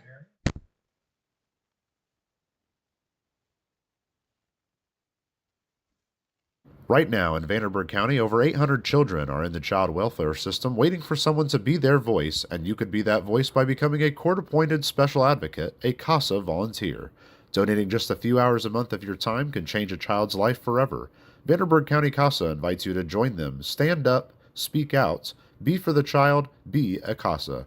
For more information, visit vandcasa.com. That's VAND CASA.com. Only run the bases one time. It's the day off Otters postgame show brought to you by Papa John's. Papa John's is the official sponsor of the Otters pregame and postgame shows, available every game night, 20 minutes before and 10 minutes after each Otters game, and on the Otters digital network. Riley, an unfortunate loss for the Otters. They went down early after squandering some chances, get back and tie it up, go to extra innings, but unfortunately come up short. That two-run home run from Negret going to be the difference. Yeah, I mean, sometimes things just happen in baseball that you can't really control. You squander some chances, as you mentioned, and it just wasn't their night tonight. There were good things, some great performances from the bullpen. C.J. Backer for 2 innings there looked really, really good. The offense finally came alive, scoring 7 runs on 9 hits. But again, you can't strand 15 base runners and expect to win a ball game, especially against a team like this where they got out in front early. Negret is a really good hitter, hit 2 bombs today, and then it all falls back on the phenomenal back end of the bullpen for Trois-Rivieres. I mean, you get to those back end guys, no matter who you play, it's going to be tough pickings. Exactly. C.J. Backer, as you mentioned, went 4 2/3 innings today, gave up 6 hits, and gave up 6 earned runs, gave up 3 walks, struck out 3. Again, looked really good for a while, but into that 5th inning, just didn't have it. Negret with that 3-run home run that really ended his day. Wiltsey came in, pitched well, gave up 2 hits and 2 1/3 innings pitched, struck out 3, didn't give up a single run. Yohan Gonzalez, love what we saw from him today, went a fantastic inning there in the 8th inning. Griff Hughes had a great 9th inning and was doing pretty well. Gave up 1 hit to Pelletier to give up the lead, but then the 2-run home run by Negret really finished that off for the Otters. Griff Hughes will get saddled with the loss. On the other side for Three Rivers, Anthony Castro is going to get the win. Did a great job. Gave up that 1 unearned run on the 1 hit, but pitched 2 innings, will get the win. The starter for Three Rivers, Nathan Landry, gave up 7 walks, only 1 hit, only gave up 2 runs. Again, as you mentioned, opportunities. But on the offensive side of the ball, Vinsky had 2 hits, had 2 RBIs, and it's Juan Carlos Negret. 4 for 5 on the day, 2 home runs, a 3-run home run and a 2-run home run, and really was the difference in this ballgame. Yeah, and there are positives. There are positives to take out of this. Yes, you didn't start the season the way you wanted to. You're now 1-3 on the year, but you go into tomorrow having trust in a lot of those bullpen arms, having trust now in Yohan Gonzalez, Griff Hughes. You still have guys that you didn't use today that you still need to get work, like Alex Valdez. I mean, you have positives, and tomorrow it's just you come in with the mindset, let's get in here, let's win a ball game so we have a chance to win a series going into the road trip. And you look at a lot of these guys got on base a lot today. Alay Camo went 1 for 4, had a couple of walks. Graham Brown didn't have a hit but had 2 walks. David Mendham, a hit and 3 walks on the day. Hit the ball hard in that bottom of the 9th inning as well against Castro, but just ended up being an out. LJ Jones had 2 hits and 2 RBIs on the day. An RBI for JT Benson, for Ray Gill, for JJ Cruz, and for Justin Felix. Justin Felix, a hit on the day, also had 2 walks. So overall, the offense looked really good today. The pitching, really outside of Negret, looked solid. And you can take this going forward of like, okay, look, we lost, but we know we can beat this team. We know that we are good enough to win ball games, and we showed it tonight. And now, tomorrow, you have the ace on the mound. You have Braden Scott on the mound, who had a phenomenal first start against Gateway, and you can go into that game as an offense confident that if you put up 3, 4, 5 runs, ball game. Exactly. You can be confident in that. We just want to remind you that Home Team Network is the exclusive home of every Frontier League game this year. Check out Home Team Network to sign up today and get a front row seat to every Otters game this year. You mentioned going forward, come back tomorrow night against this same team. Braden Scott on the mound. For the other side, it should be Jason Theron, their ace as well, who had a really good start in his first game. It's going to be a fun matchup tomorrow. Hopefully tomorrow we, come in on top, but, it's still way to be seen. But excited for the rest of this year. Should be enough talent on this team to win these games. We have enough talent here. We see it tonight, but it just kind of sucks where you have pitchers play well, you can't get runs. Then you have the hitters play well, and you give up too many runs. So it's going to be interesting going down the stretch and see what happens tomorrow. Yeah, absolutely. I mean, should be a fun one. This team I know for a fact, is going to come into Bosse Field tomorrow with a vengeance. So you've been watching the Papa John's post-game show. Remember, Papa John's is the official sponsor of the Otters pregame and post-game shows, available every game night, 20 minutes before and 10 minutes after each Otters game on the Otters Digital Network and Home Team Network. Thank you so much for joining us here from Bossy Field. I'm Lucas Macklin. Alongside me is my partner, Riley Angel. We'll be signing off. We'll see you tomorrow night, hopefully here, and hopefully for an Otters win.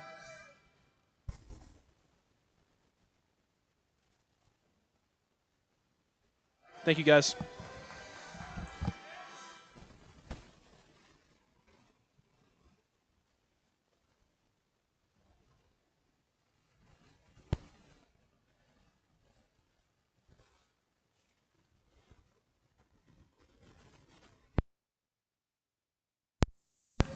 Oh, I didn't stop the stream.